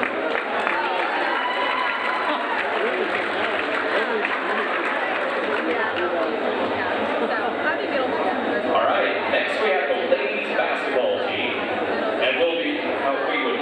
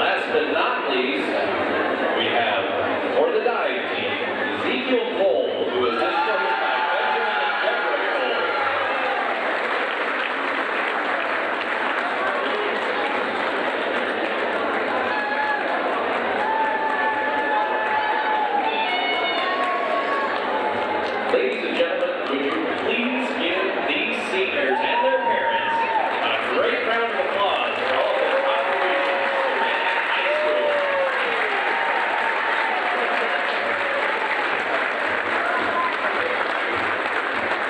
Thank you.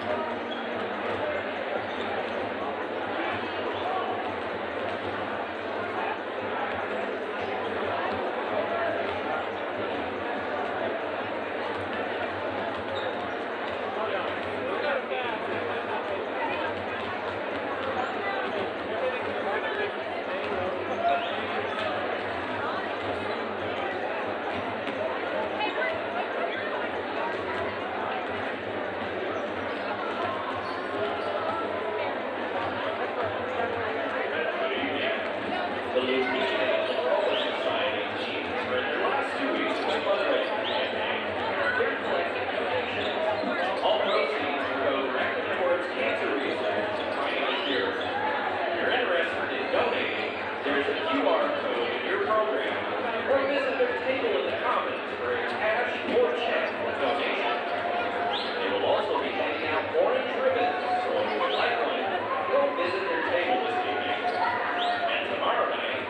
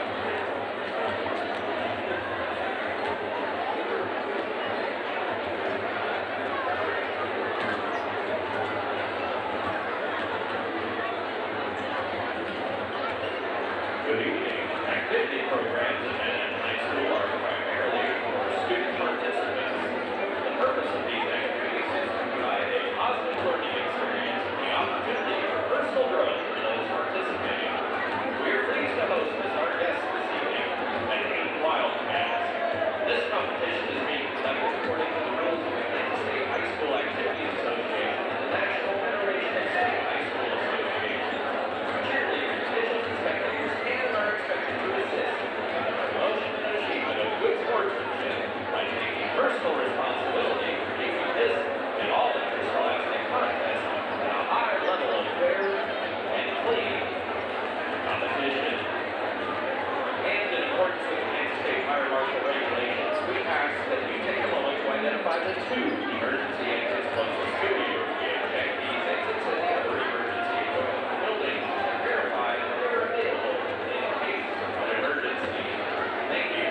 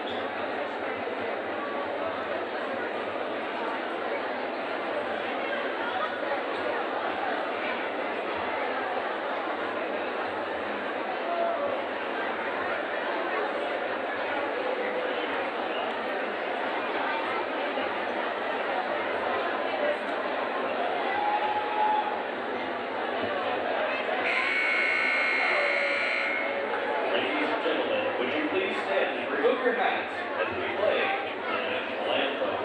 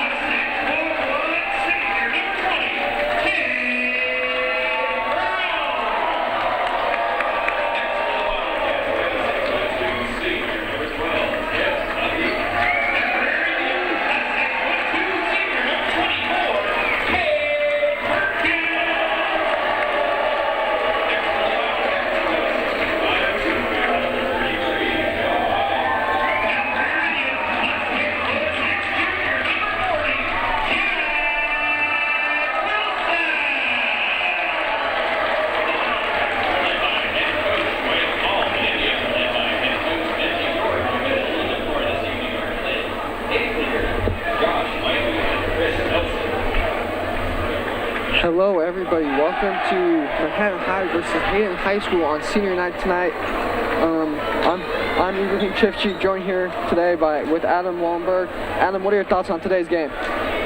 This should be a pretty good game. Just looking at Hayden's lineup, they do have some size.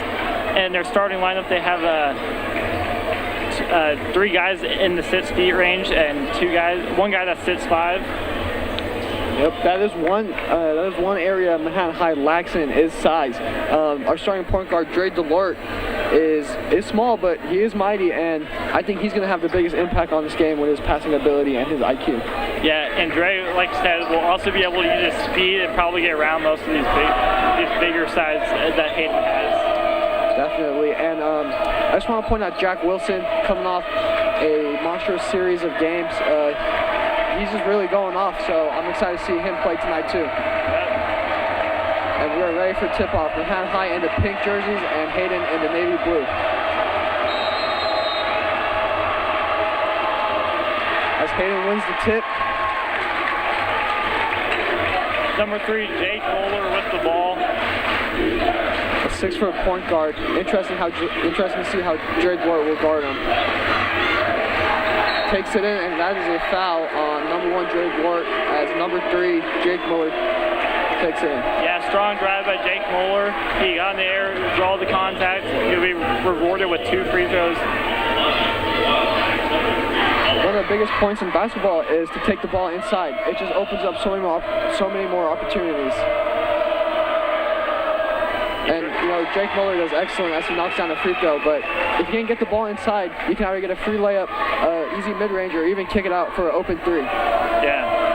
And another thing, you can also draw a foul like Jake Muller just did, and he drained both of them. And then take a quick 2-0 lead. Dre Delort bringing the ball up. Delort guarded by Muller. This is out to Wilson, back to Delort, to Brown. Takes it in, nice spin move, and an easy layup for him as he gets a quick 2. Yeah, a great score there by Tate Brown. Both teams scoring on their first possession of the game.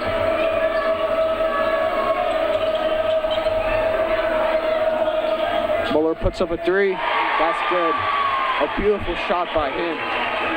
Yeah, Jake Muller's a guy to watch early in this one as he's making his presence felt. Perkins jump steps, and a foul on number 33, Joe Oding.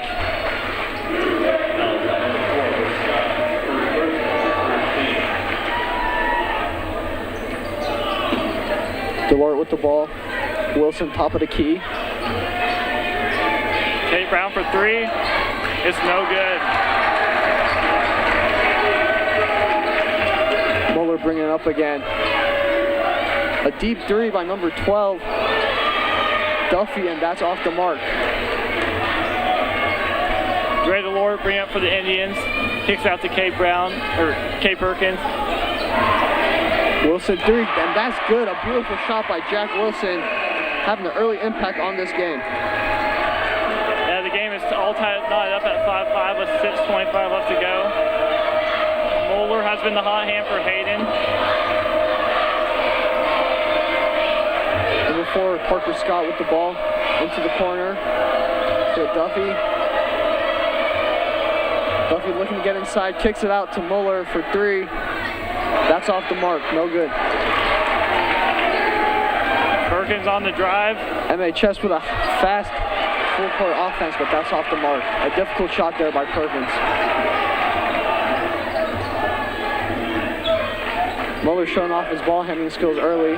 Into Otting, and he is going to be fouled. 2 shots for Joe Otting on the line. Second foul on MHS. Hayden so far has done a great job in getting inside, drawing those fouls, and making their shots at the charity line. So far this game is shaping up to be a good one.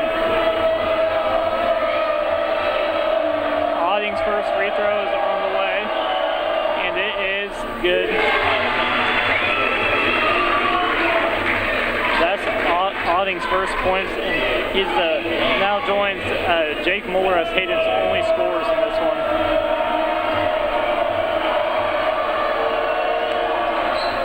Otting puts up 2 for 2.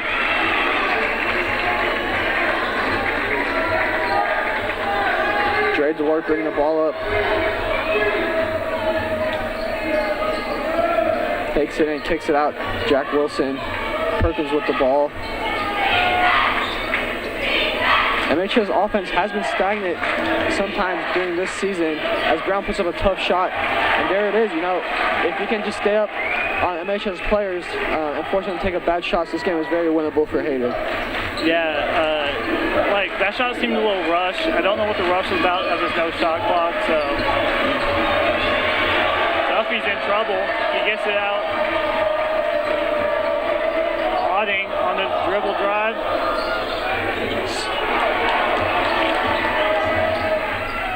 Muller with the ball as Hayden sets up their offense again. And a good steal by Jack Wilson there. Let's see what he's going to do to Dre DeLort. Good defense by Hayden. DeLort inside. Perkins with the ball now. Hayden with some great defense right here. Here's Jack Wilson. He's great in the post. Good defense by Otting. For the offensive board, and one for Jack Wilson. A great hustle play. He continued it, and he got his reward with an and one. Let's see if he can make this free throw now. Yeah, that was a great hustle play as you said. Jack Wilson just using his size and speed to get around Otting to get that offensive board. As Cole Kunrad checks in for Cade Perkins. His impact as a shooter, but his big size also has a really big impact for Manhattan High. Wilson goes 2 for 2.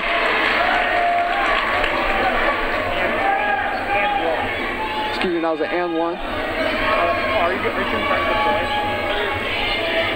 The point. Oh.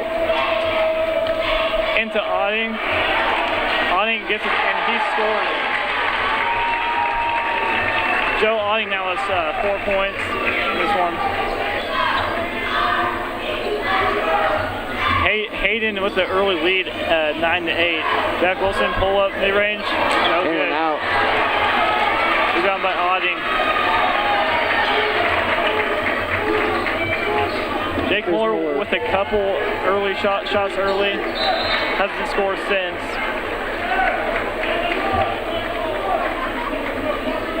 So far, you can see he is the key player for his Hayden team, bringing that ball up. He is the point guard, and so far he's been leading this offense. And for Hayden to win this game, he really has to be involved and make an impact. Yeah, for Hayden, they bring in number 5, which is going to be Dylan Foster.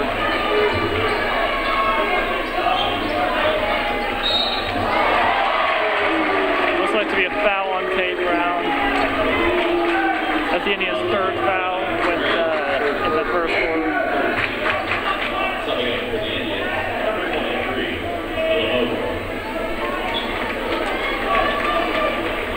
As Collins Lumigo checks into the game for the first time this evening.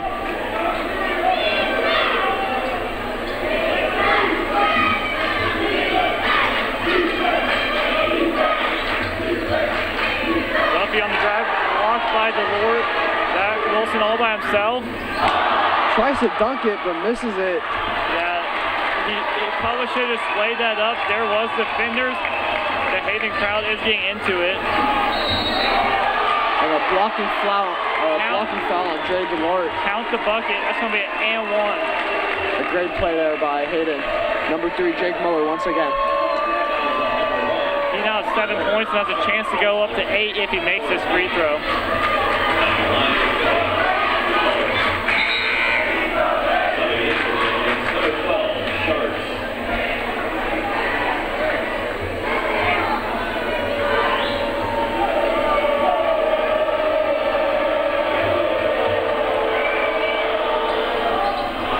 Up, Muller misses the and one. Keenan Sharks bringing the ball up to open Kunrad, puts up the lay, and that's 2 points for him. Yeah, this is a tight game as Hayden, it does have an early lead of 11-10 with 3 minutes left to go in the first quarter. Cole Kunrad's impact for Manhattan High this year has been incredible, and it's just a bright spot for them in the future. turnover by Hayden.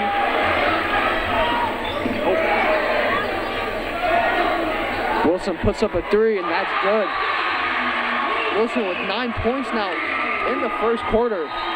He's really been carrying the team as he has 9 of the Indians' 13, and the Indians do take the lead there at 13-11.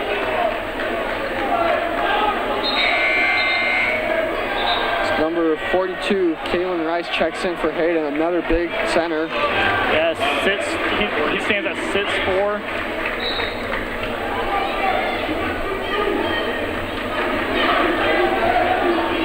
Big Moore bringing the ball up for Hayden, guarded by Keenan Shards. Duffy for 3. Off the mark, Lumigo with the rebound. Keenan Shards pushing it fast to Jack Wilson. Puts up the lay this time, and that's good.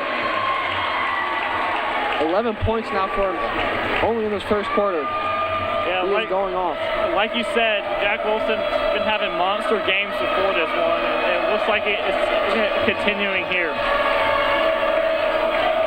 Bartlett passes it to Duffy. Takes it in. A risky pass, and I believe that was a turnover on Hayden. I believe that's the first turnover of the game. Yeah, the Indians have a 15-11 lead with a little bit under 2 minutes left to go in this first quarter.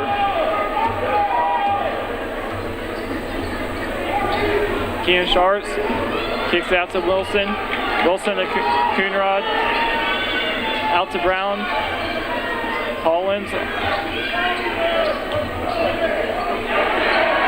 Another 2 points for Jack Wilson there. A great offensive position by MHS as Hayden High School takes the first timeout of the game.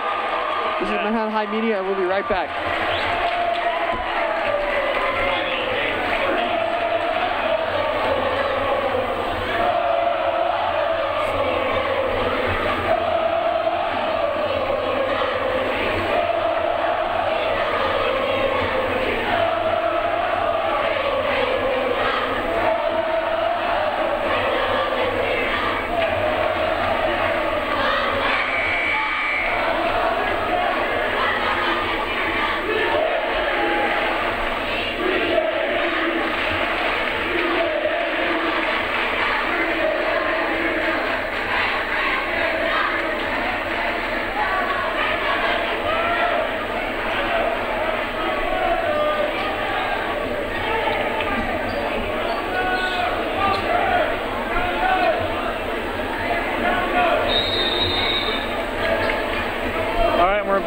Hayden has the ball with 1:30 left to go in this first quarter, trailing 17-11.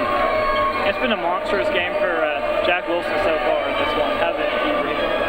Yeah, his impact is huge. He's using his size to get easy points. He's knocked down a 3, and he's also having an and 1, and he's just having a great game. And this is a continuation of a couple of great games for him now. Another turnover by Hayden as Keenan Sharps pushes it up to Collins. A hook shot. Interesting choice of shot. You don't really see hook shots anymore. Yeah.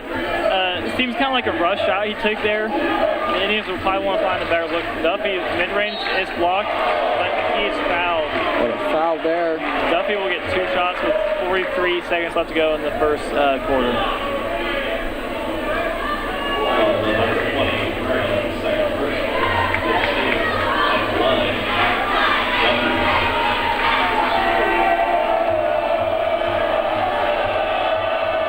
Duffy puts up the first. It's good.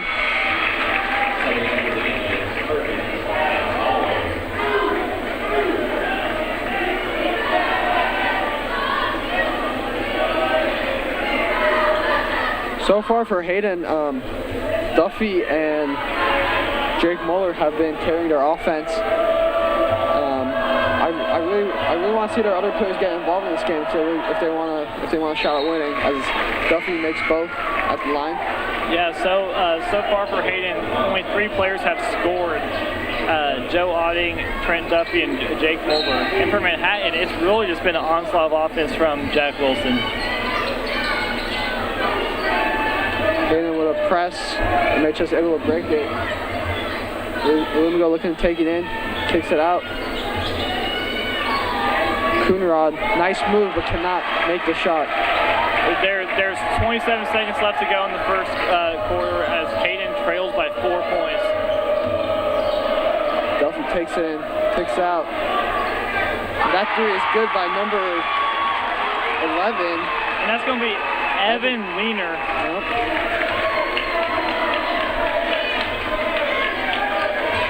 Great shot by him. Sharks with a turnover. Oh.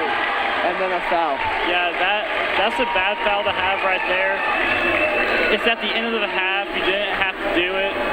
We have 2 seconds left. Just let the clock run out and have them force up a shot from half court.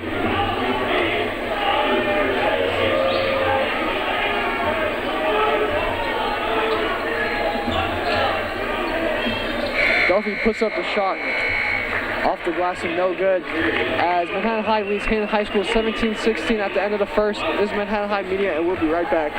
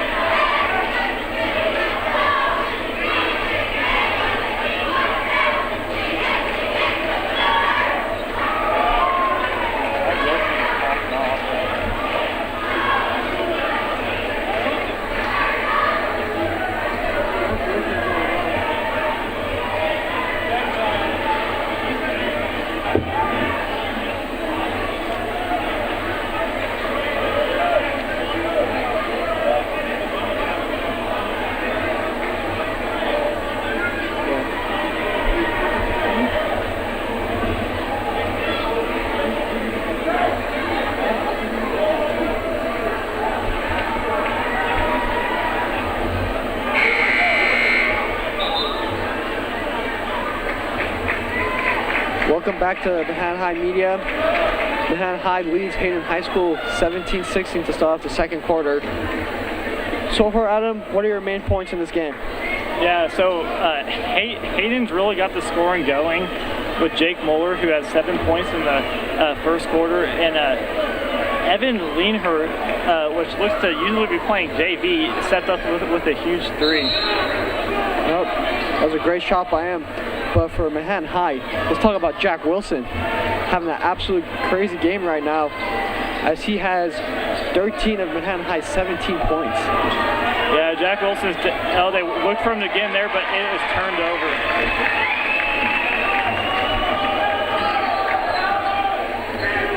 Duffy with the ball to Rice. Gonna kick it in, back out to Duffy. To Muller. A quick three there by number 5, Dylan Foster, and that's off the mark. Keenan Sharp's pushing the ball up the court. He drives, kicks out to Coonrod. Coonrod mid-range, no good. Duffy. Difficult shot there. So far, both teams' offense have been somewhat stagnant. They haven't been able to get inside, run their full offense. It may just be great defense by both teams, but if both teams want to win, they really got to get their offense going a little more.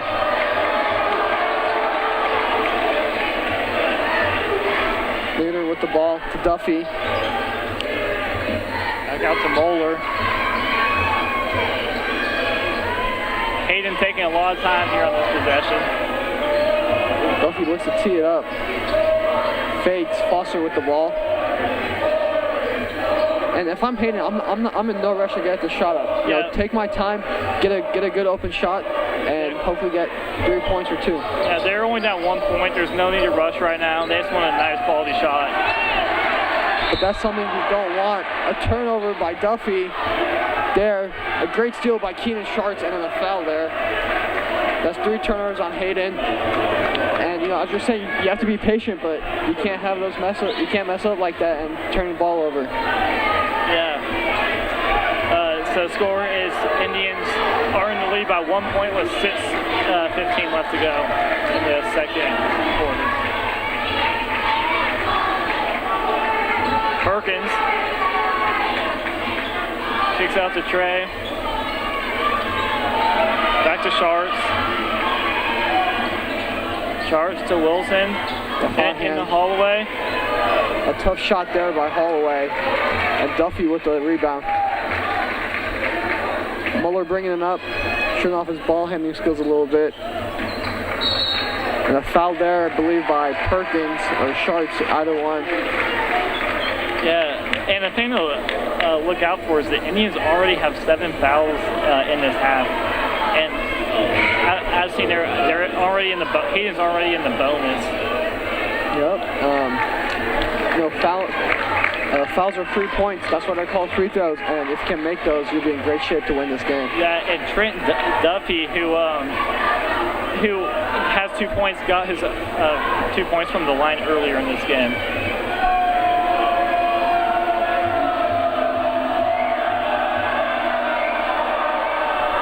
The first one he makes. Trent Duffy now has 3 points for Hayden. And the game's all tied up at 17 with 5:41 left to go.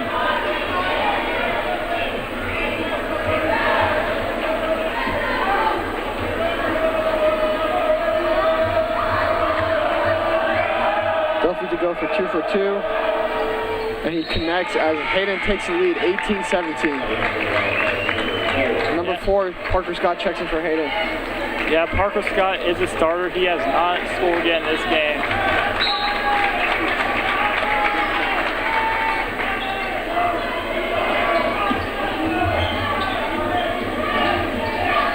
Wilson with another 3, and that's good.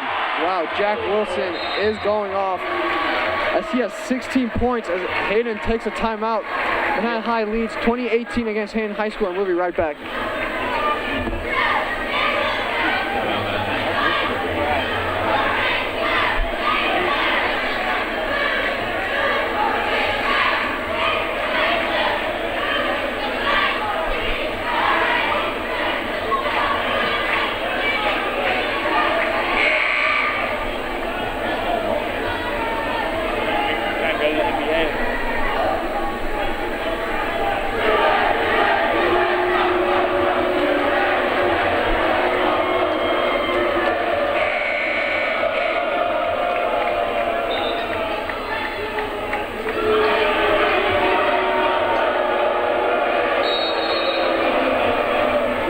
Welcome back to Manhattan High Media. Manhattan High leads against Hayden 20-18 with 5:25 left in the second quarter. So far, an absolute crazy game by Jack Wilson as he has Manhattan High 16 out of 20 points. Yeah, Jack Wilson is, if Manhattan wins this game, he's definitely going to be the reason why. For sure. Muller with the ball. Hayden has not gotten all of their players involved so far, and that has been the difference in this game as both teams are still close. Inside to Odin, kicks it out. Muller, extra pass. Winner doesn't take it. Muller with the ball, kicks it out to Foster. Hayden here kind of going all over the place with their offense, but they still have the ball, and for them to run their offense, I think they have to be a little more patient and not force anything. Yeah, it's a good idea not to force anything, as that usually results in turnovers. Odding in the paint, and he gets a tough finish. That was perfect execution. They ran their offense. They found their big man inside for a quick, easy 2. Keenan starts for the Indians, dribbling. He's on the drive, and he's almost slips. Kicks out to Coonrod. Coonrod the hallway. Back out to Wilson. We haven't seen much Dre Delort in this game as Keenan Sharp has been taking most of the minutes now. Lumigo with the ball. Wilson again. Looking for a heat check, doesn't take it to Coonrod. That's going to be out on MHS. That's a turnover for MHS. They do not want turnovers, obviously, in this close of a game, as the score is 20-20 with 4 minutes left to go in the half. As Jay DeWard checks in for Keenan Sharks.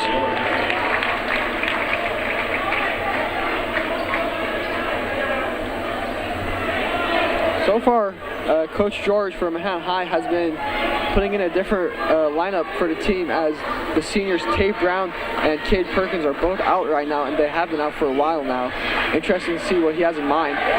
Oding with another quick 2. Hayden finally getting comfortable with their offense as there's 2 successful offensive positions right there. Oding now has 8 points for Hayden. That leads the team. Right now he's just using bully ball.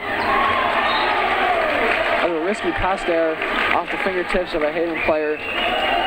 But Hayden looking to get in control of this game right here. Yeah, Hayden's up 2 points with 3:32 left to go in the half. Manhattan High in a little bit of a drought right here. Jack Wilson is the guy that they should probably look for as he's been the hot hand in this game. Back out to him again, another 3, and that's off the mark. But Kunrad with a rebound.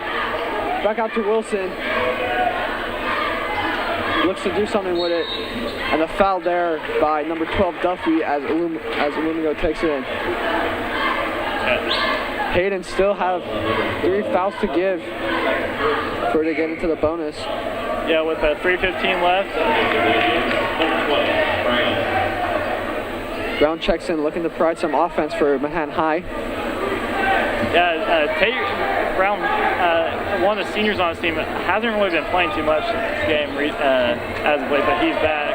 Hallway, and he's fouled. A great take there, using his size.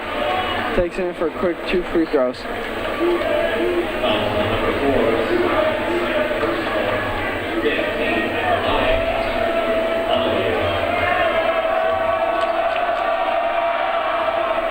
Makes the first one. Trey Holloway.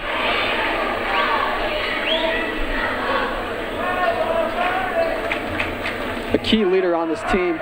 Holloway provides his experience for the young Indians as he makes both free throws at the line. Yeah, Holloway's just such an energy player. He's not afraid to make contact in the paint to try to get a bucket. He's a big man that hustles and can shoot. What else more do you want from him? He's a great player overall. Hayden passing it back and forth, trying to get their offense again. They have to look inside to Joe Oding, who so far has used his size to get a couple points. Duffy with an up and under, a beautiful layup there by him. A great take. Wow, that was incredible. Yeah, that was a tough finish there by Duffy. Jack Wilson posting up. Another 2 for him, and he's up to 18 points. Jack Wilson is going off right now. Yeah, and the game is tied 24-24 with 2:25 left to go. Dre looking for the steal. Duffy jump steps, takes it in. That's off the mark, but an offensive board and 2 points there.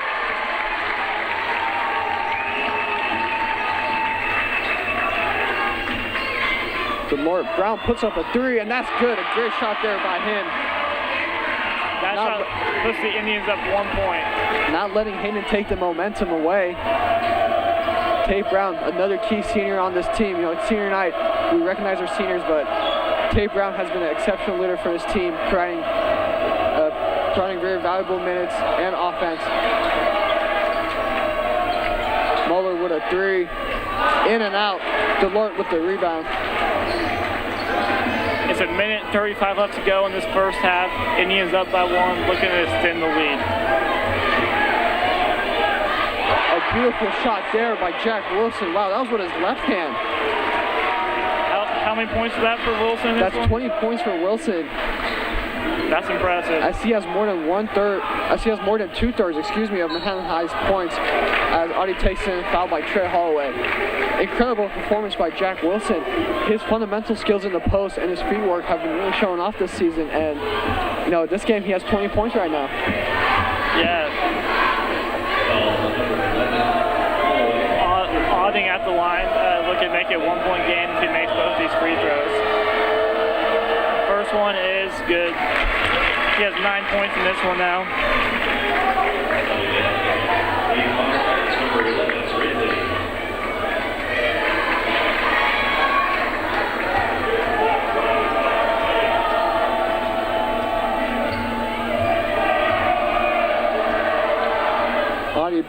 This is the second one.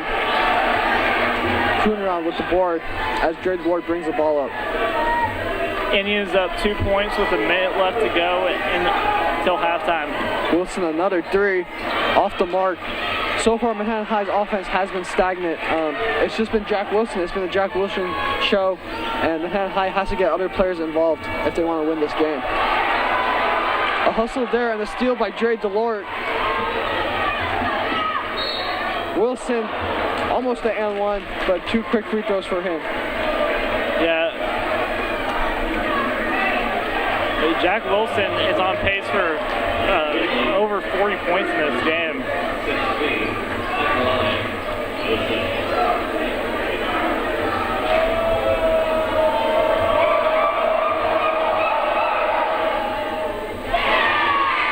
Makes the first one.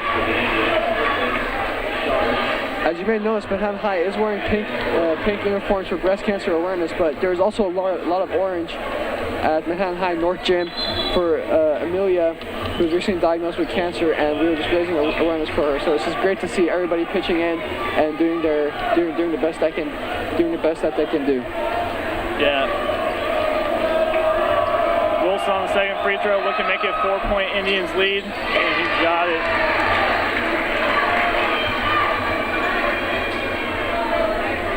Hayden with the less than minutes to go with the ball, down 4.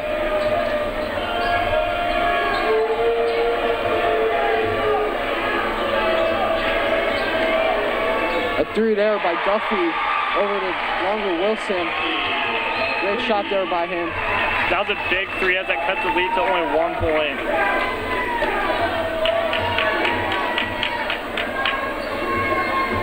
Around with the ball, looking to penetrate inside to Perkins. Hands it off to Sharks. 3 seconds. Perkins for 3. No That's good. off the mark. And that will be the end of the first half. Manhattan High leads 31-30 with a monstrous game from Jack Wilson. This is Manhattan High Media, and we'll be right back.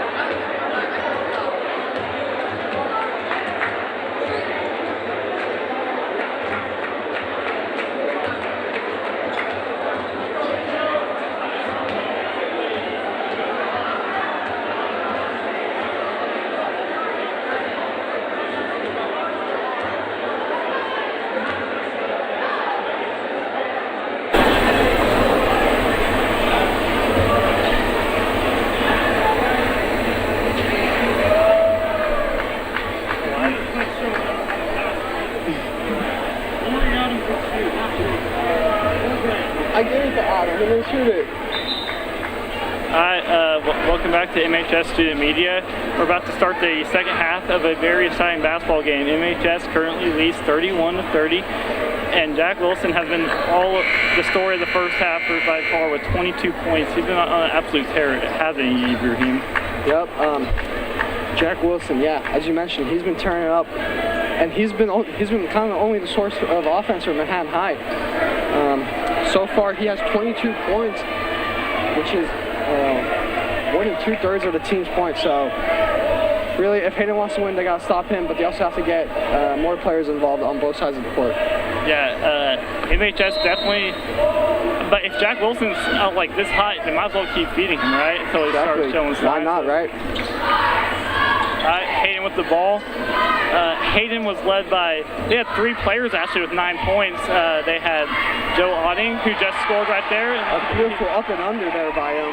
Now has 11 points. They had Trent Duffy, who had 9 points. Oh, and Otting with a block. Great defensive play there by him on the smaller Delort. Yeah, and Jake Mueller also has 9 points.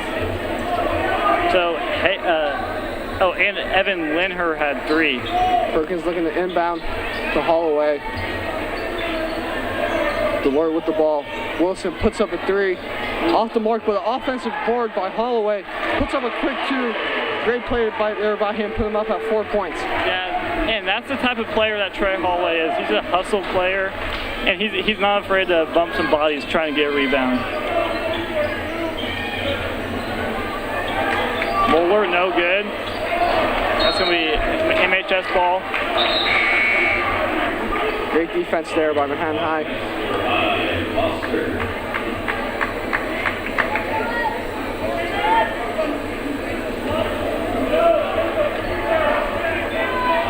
Dre Lord bringing it up for the Indians. There's 7 minutes left to go in the third quarter. Indians lead by 1. Out to Wilson. He tries a 3, and he missed. Off. Wilson has seemed to cool down a little. Yeah, that halftime might have pulled him off. Mueller kicks out to Otting, the leading scorer on Hayden. Back to Mueller. On the drive, a spin move, pull up, and can't quite go in. Rebound, K. Perkins.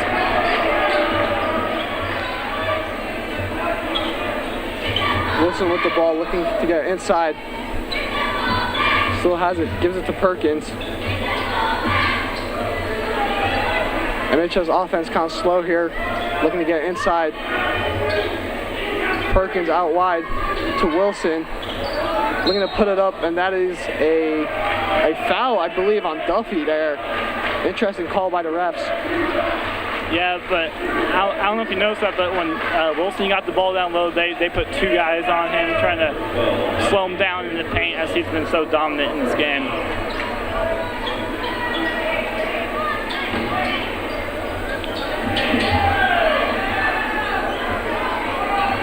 Delort with the ball now.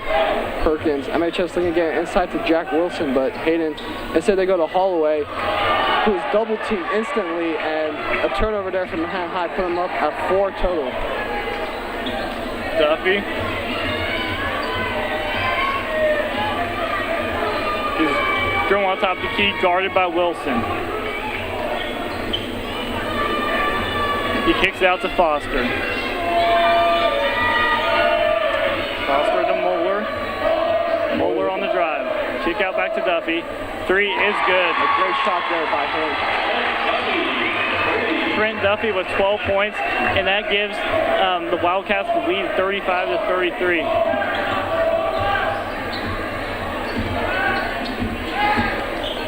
Holloway out in the corner. As soon as the ball gets to Wilson down low, they bring the double.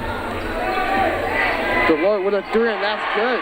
Great shot there by Dre Delort, putting up his first 3. Usually he doesn't shoot those, but he decided to today and it paid off. Yeah, that shot was open. That put the Indians back up by 1 point with 5 minutes left to go in the third quarter. Mueller dribbling around. Corner. Foster, I believe. Foster airballs that. Perkins, a nice Nice little move there. It's a quick 2 for himself. Yeah, that extends the Indians' lead up to 3 points with 4:40 left to go. And with that layup, all seniors have scored for Manhattan High. That's great considering it's senior night, and this is their last game playing at home. Here is Duffy near turnover, gets the ball back, kicks out to Moeller. In the corner. Foster to Barlett.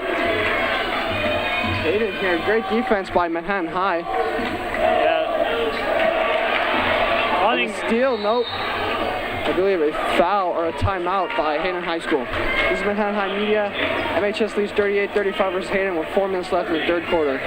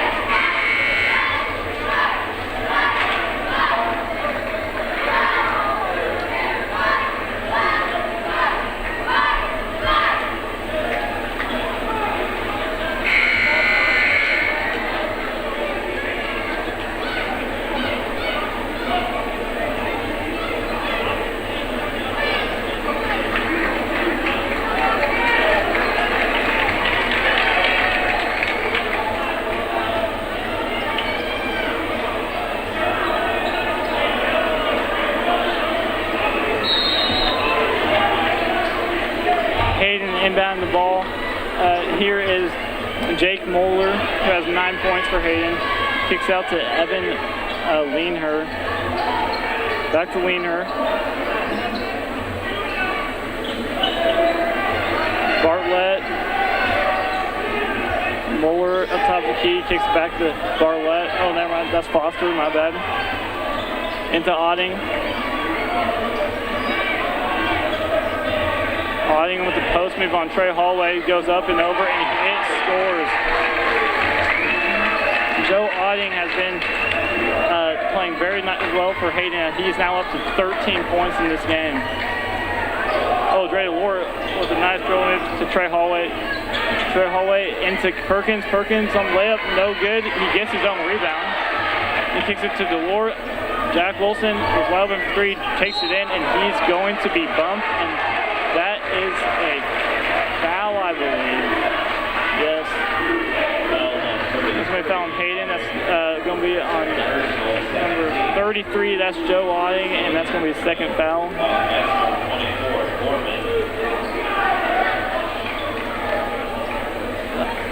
Coonrod to throw it in for MHS. He gives it to Trey Hallway. Hallway through the contact, gets it on rebound, and he scores.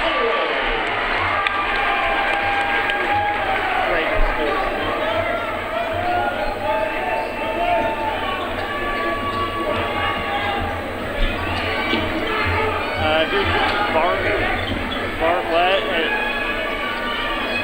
Muller with the ball now top of the key. Poked out by Holloway, but they call it foul on that.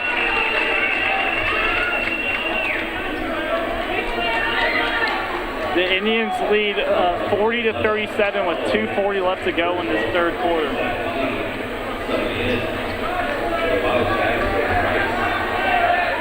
Jack Wilson seemed to slow down in this second half so far. Yep, I believe Hayden have learned to defend them. And as I said, MHS, if they want to win, they have to get their other players involved. It can't just be one player. Yeah. Parker. And that's going to stay Hayden's ball. Yep.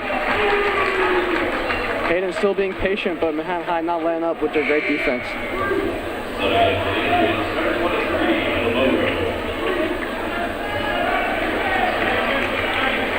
Moeller will be passing in for Hayden, who trails by 3 points. Finds Rice, who kicks it to Otting. Hayden playing with 2 bigs right now. It's interesting. maybe they're trying to utilize their size. Manhattan High really hasn't had an answer to that as a quick, easy layup there. Let's go, Auding. He now has 15 points in the game, and he's emerged as a good scorer for Hayden. Trey Hallway misses that shot. Is that a missed shot? Yeah, missed shot by Trey Hallway. And Hayden is down one, looking to take the lead here late in this third quarter. Hayden here passing around the perimeter. Mulder with the ball. To Linher. And a push call on Manhattan High there. That's going to be on Trey Hallway. Trey does not agree with the call, but that's 3 fouls on Trey already.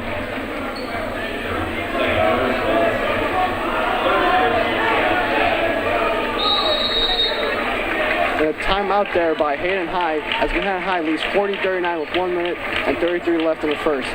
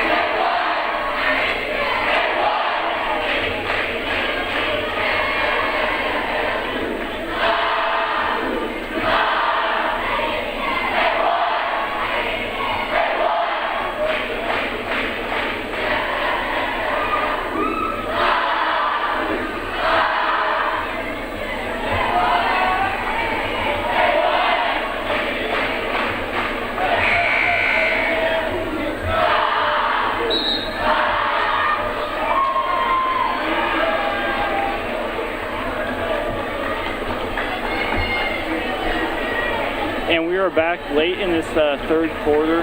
The Indians lead 40-39.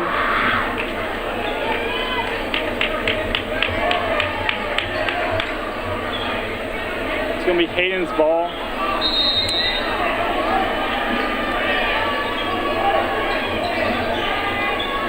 They get it into Rice. Rice kicks it to Patrick Gorman and kicks it back to Moeller to Linher. Hayden here looking to score off this position, get back or tie the game up or even take the lead. Auding in the paint. Oh, and strong finish over Jack Wilson there. That's hard to do. So far, Manhattan High does not have an answer for the 2 bigs that Hayden is playing right now. Yeah, they're 6'5" and 6'4". They're causing Tate Brown for 3 is no good. Hayden has the lead by 1 point, and there's 50 seconds left to go. Great adjustment by Hayden's coach, Dwayne Paul. They're playing those 2 bigs. As so far it's been effective, and they have the lead. Yeah. And a foul by Dre DeWart. Not sure how many fouls on him that is right now, but he has 3 on him. 3 fouls for Dre. He's in a little bit of foul trouble here heading into the fourth quarter.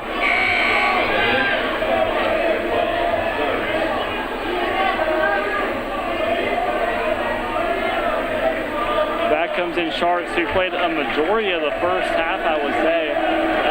He was playing a lot of possessions.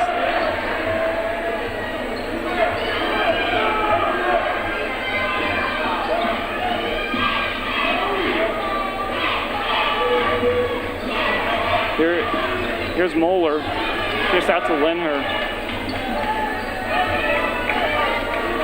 Auding looking go inside. Back to Mueller.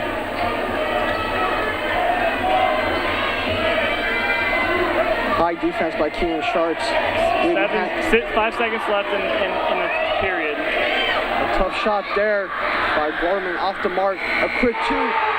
And wow, an incredible shot there, I believe, by Oding. Yeah. As the clock expires.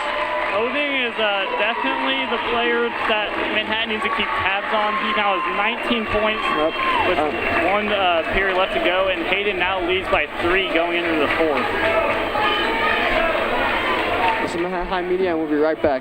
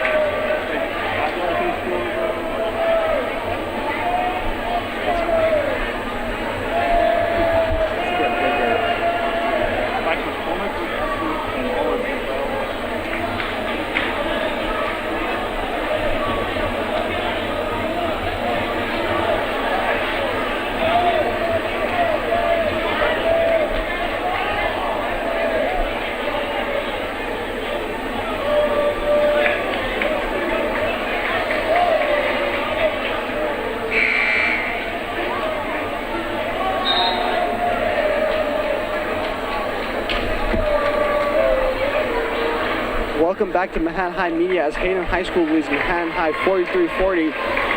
And so far for Hayden, they made their adjustment. They're playing two bigs right now, and Manhattan High has not had an answer yet. And heading into the fourth quarter, it's going to be really hard to change that. Yeah, Jack Wilson, who was scoring, who had 22 points in the first half, now has, how many points does he have in the game, Adrian? 22. I believe he has not scored since the first half. Yeah, that is a great adjustment by Hayden. A foul there by Hayden.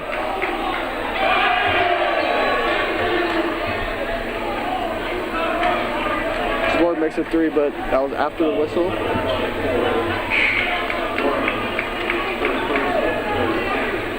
Trent Duffy checks in.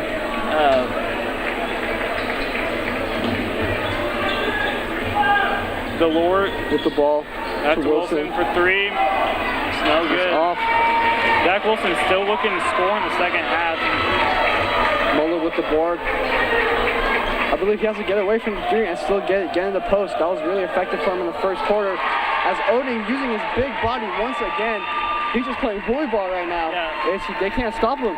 Oding has 21 points now, and he is starting to become a problem for MHS. He's been a problem the whole game, but he's starting to become a major problem as they do not seem to find a way to stop him. There's Jack Wilson, as Hayden has stopped Jack Wilson, and other MHS players are trying to get involved. And a great shot there by Tate Round. That's what he has to do. He is the leading senior on this team, and he has to get those easy buckets and get his team back into the game. Yes. So Hayden leads by 3. Oh, that's going to be a foul on Trey. I believe that is his 4th personal.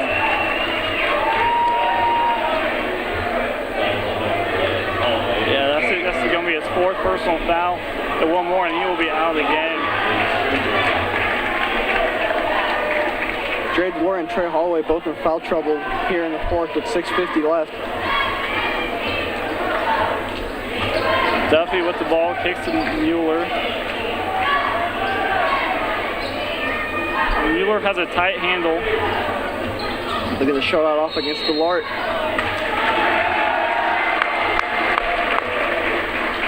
The call there in favor of Manhattan High. I believe maybe a 5-second call.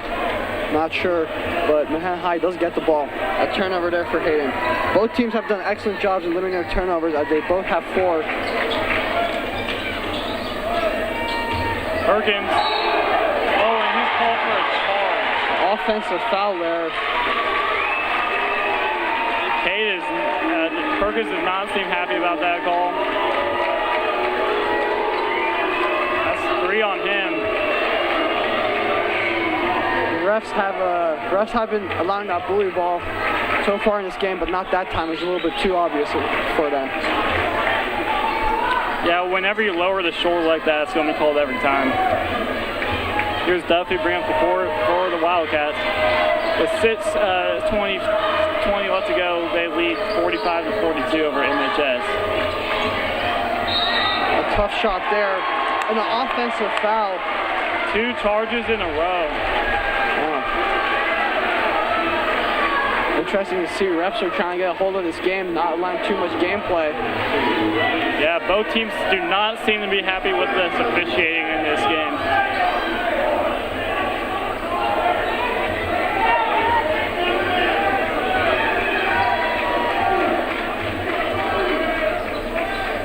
Coonrod with the ball, kicks out to Delort.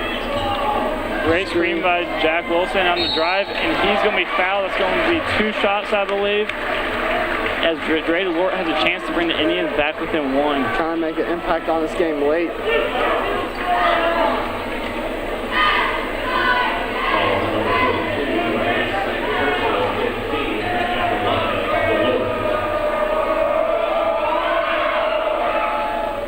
Delort makes the first.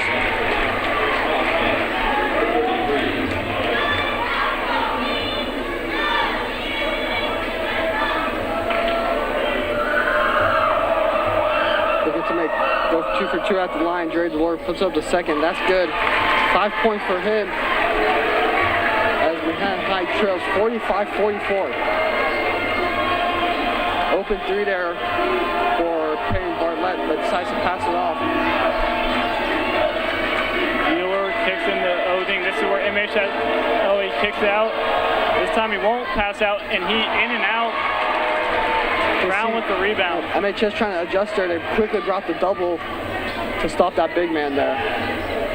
Brown with the ball, looking to score on this play, and get MHS the lead. To Delort, inside to Perkins, out to Coonrod. 3 there, off the mark. Hayden with the board.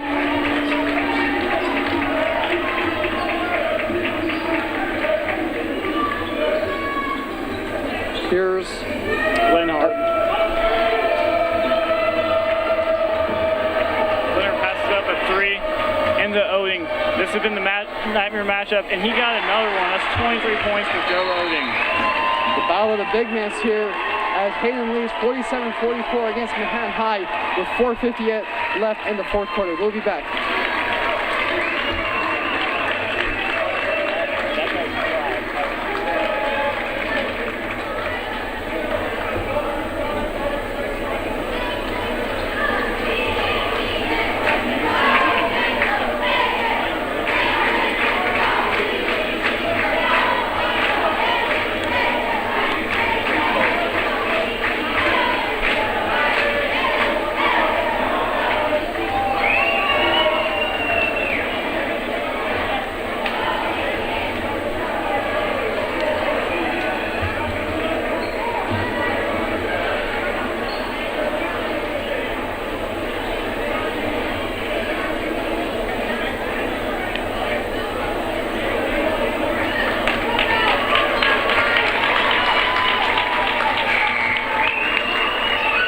Welcome back to Manhattan High Media. Hayden High School leads 47-44 with 4:58 left in the fourth quarter.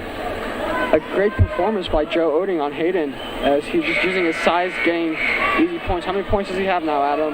He has 23 points. That leads the whole game. A slow start for both offenses. In the first half, it was Jack Wilson carrying Manhattan High. Now it's Joe Oding for Hayden, as it's the battle of big mans. What do you think some of the keys are going to be for the Indians trying to pull out a victory here? One, you have to get Jack Wilson involved again. He was the key in the first half, and you just want to get the ball inside to him and let him work. And two, is playing great defense. As they say, defense wins championship. But if Manhattan High wants to win, they have to adjust to Joe Oding and the Hayden's two big man system. Great defense there by Manhattan High, but poked out by Perkins, but eventually it is off him. Yeah, the crowd does not seem to agree with that call, but nevertheless, it is Hayden's basketball. Yep, it is a ref's decision at the end of the day. Here's Mueller passing in. He found Duffy on the baseline, and a great inbound play for Hayden. A tough layup there, but he's able to connect. Very impressive. Duffy has 14 points. Delort bringing the ball up. As Hayden sends Blue to 5. Manhattan needs to score here, I think. Brown with the ball in the corner. Coonrod inside trying to get the ball. Delort holding on to it. Crossover. A tough shot and one. A great take there by Dre Delort. Yeah. That was very impressive, using his athletic ability and getting the foul. That's exactly what MHS needed right there.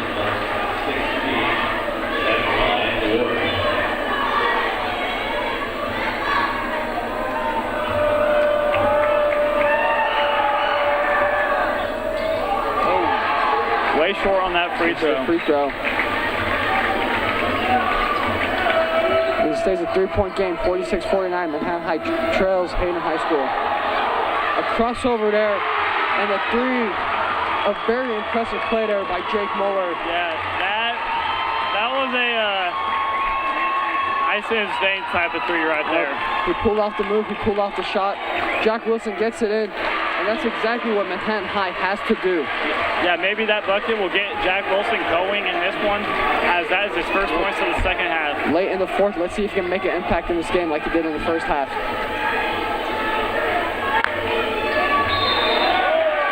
And a carry. A turnover for Hayden High late in this game. That may be costly eventually. Yeah, Hayden leads by 4 points with around 3:30 left to go in the game.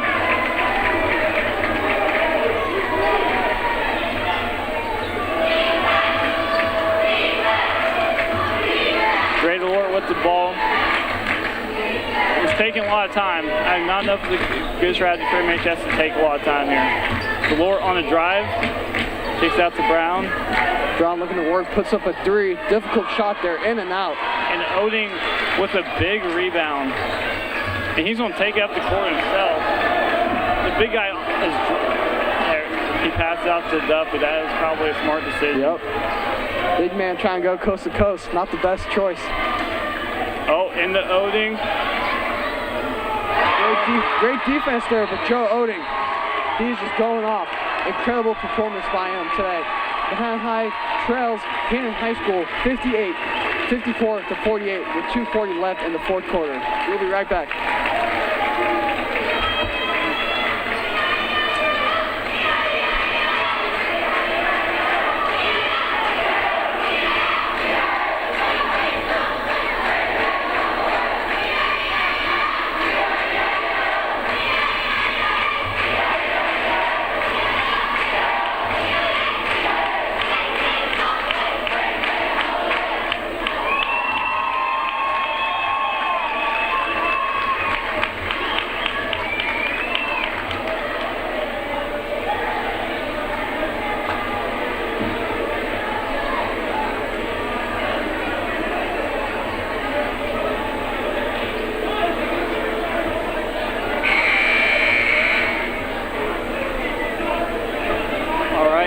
Back late in this fourth quarter with only 2 minutes and 40 seconds left to go.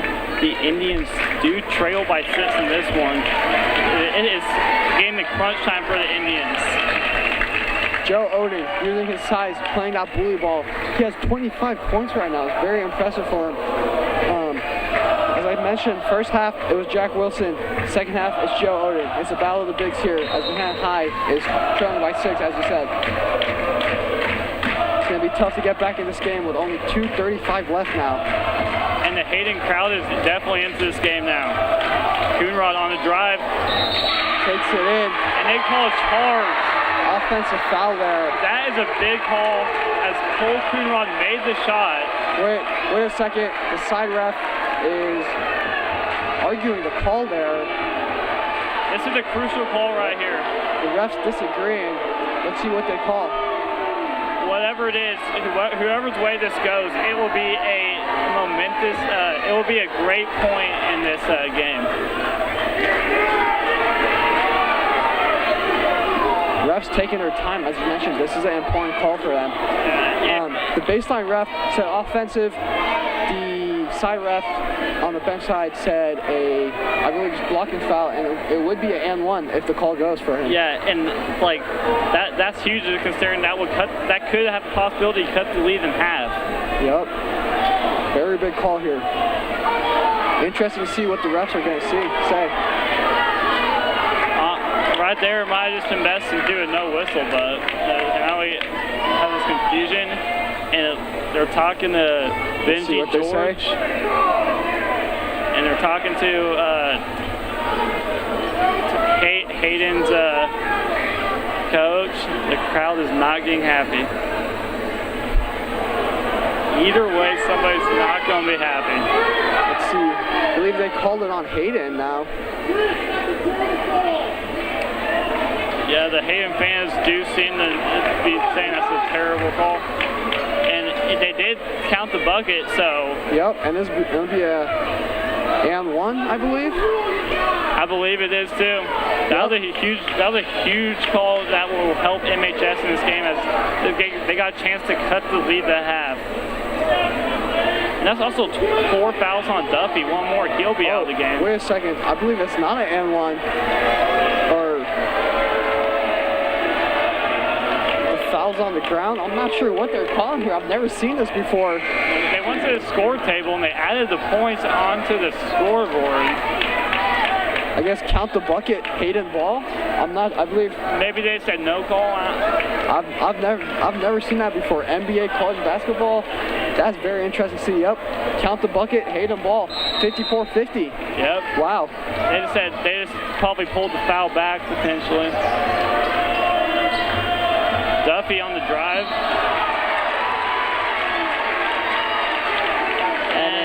I believe the Hayden fan base does want a intentional foul there, but I do not think they're going to call it. Yeah, I believe that's just a blocking foul there. Nothing to get sorry about that. Refs have been under a lot of pressure this game, and in the fourth, they're just trying to control it. That will send Trent Duffy to the free throw line.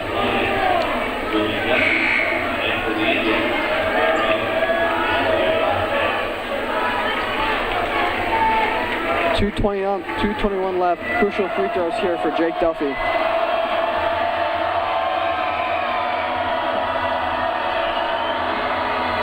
Duffy makes the first of the 1-and-1. That is the front end. That's clutch.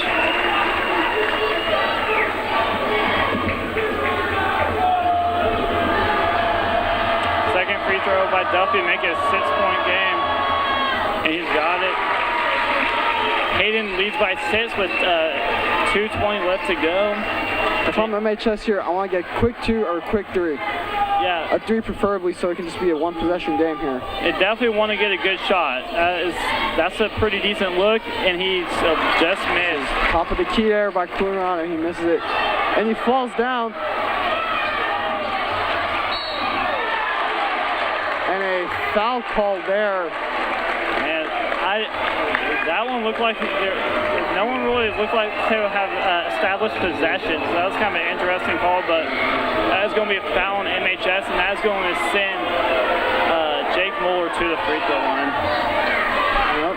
Looks like a potential travel, but the refs called the foul, and at the end of the day, that's the call. The Indians are getting into danger territory as they have a chance to extend this lead to 8 with just under 2 minutes left to go. Mueller makes the first. He now has 13 points in this game. Hayden stretching out the lead, 57-50 now. It's timeout by Manhattan High with 1:59 left. This was a close game, but Hayden's looking to pull it off with 1:59 left. It'll be incredible to see if Manhattan High can pull this off and make the comeback, but I don't see it happening, Adam. Yeah, Joe Oding was just an absolute beast in the paint, getting rebounds. And when Hayden switched that 2 big guy lineup, MHS had really no answer. Yep, you gotta give credit to for the Hayden coach, Dwayne Paul, making that adjustment, playing the 2 bigs, and it really paid off for them as they have a 7-point lead now. Just great coaching there.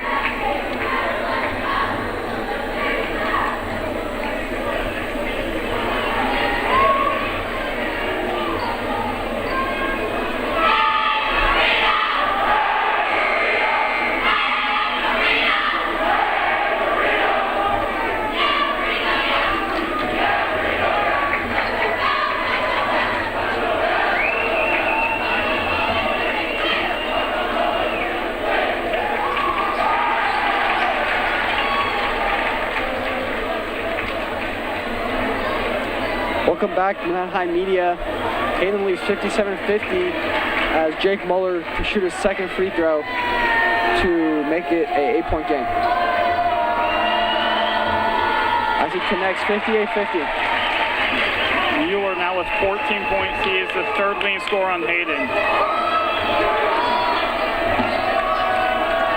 The Lord looking to do something with it. The Indians need to move fast here as there's only 1:50 left to go. Yep, a quick 3. I feel like this is taking too much time. Great defense. A tough mid-range by Coonrod. That's off, but a foul called there, and he'll be shooting 2 free throws. These are crucial free throws by Coonrod. He needs to make both of these to keep the Indians within striking distance.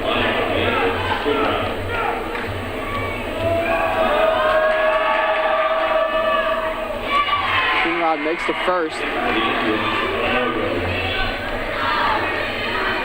Now, if Coonrod makes his second free throw, it'll be a 2-possession game.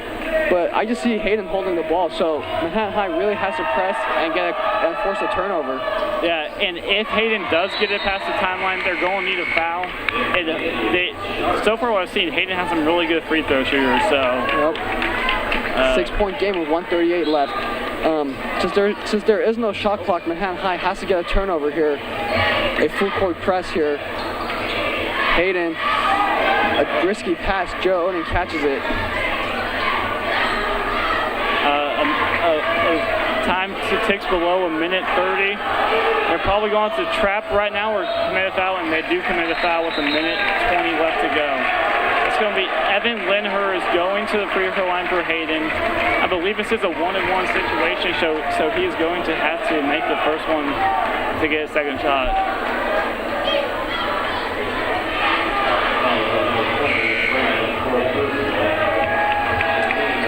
That's going to be 4 fouls on Tate Brown.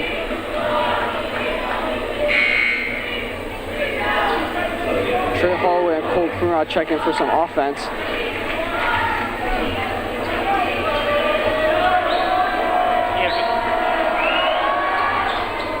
Oh, and this is the front end of a 1-1. This is exactly what the Indians needed.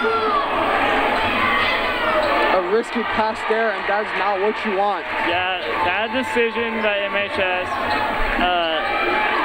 This is the guy to foul if they're going to foul somebody, because they got to put pressure on this guy that, according to the roster, usually plays on JV. He is a sophomore, and there's a lot of pressure.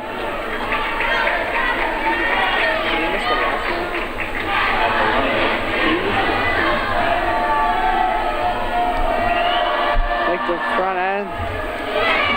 I believe Hayden is in the double bonus now, so they will be shooting 2 free throws, but yeah, number 11, Evan Leaner misses the first one. Yeah, he's missed 2 straight now for Hayden. If either one of those would have fell, it would have been a 3-possession game on the second shot, and he's got that. That's a clutch free throw. That pushes it to a 3-possession game. That turnover was costly for MHS. Holloway with an open look, puts up a 3, way off, air ball. But an offensive board by Cole Coonrod, a quick 2 for him. Manhattan High now trails by 5, 54-59. That turnover was costly. The game could be 56-59 in a 1-possession game, but instead it's 2 now. Yeah, and there is now under a minute left to play, so this is definitely, Hayden is definitely in good shape, I would say, right now. Hayden High School leads Manhattan High 59-54 with 56 seconds left. And we'll be right back.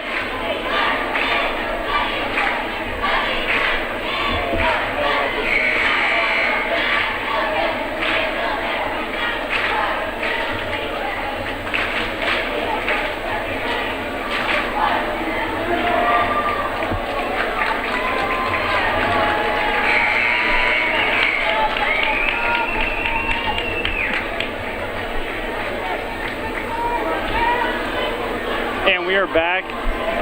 There's a little bit under a minute left in the fourth quarter, 56 seconds to be exact. The Indians trail by 5 points. It is Hayden's ball. Indians need to bring some pressure on defense. They got the big man. This is who you want to have the ball. What a foul call there. Yeah, Oding has came up big for Hayden. He's been dribbling down the court, making shots.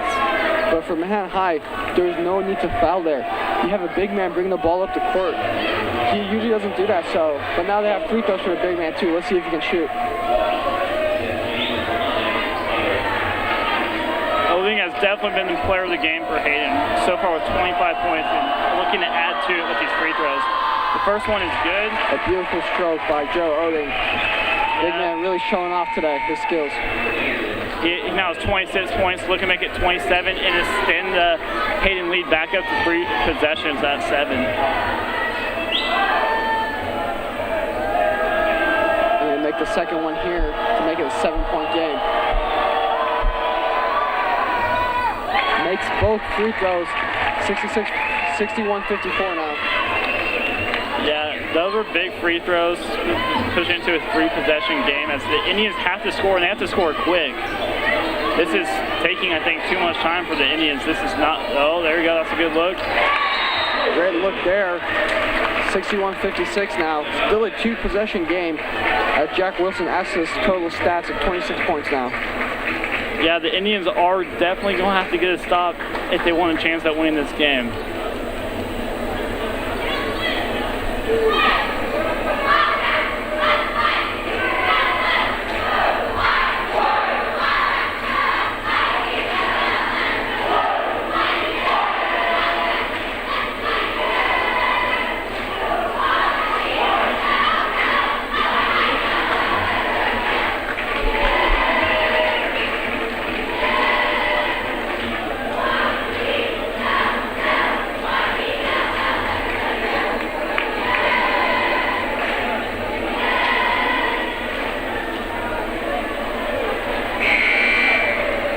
Welcome back to Manhattan High Media. Hayden High School leads 61-56 with 36 seconds left in the fourth quarter. Adam, do you think this game's over, or do you think Manhattan High still has a chance to come back? They have a small chance to come back, but they're going to start. They're going to need to get a steal very soon, and if they do get a steal, they're going to score quickly, obviously, because there's not a lot of time left, only 36 seconds. Force that turnover, get a quick 3 or 2, foul, hope that they miss. And both teams should be looking for their big man in this situation. As Oding has 27, how much does Wilson have? 26 points for Wilson, right? Yep, 26 points for Jack Wilson. Hayden does get in. Oh, and he's on a break. He's all by himself.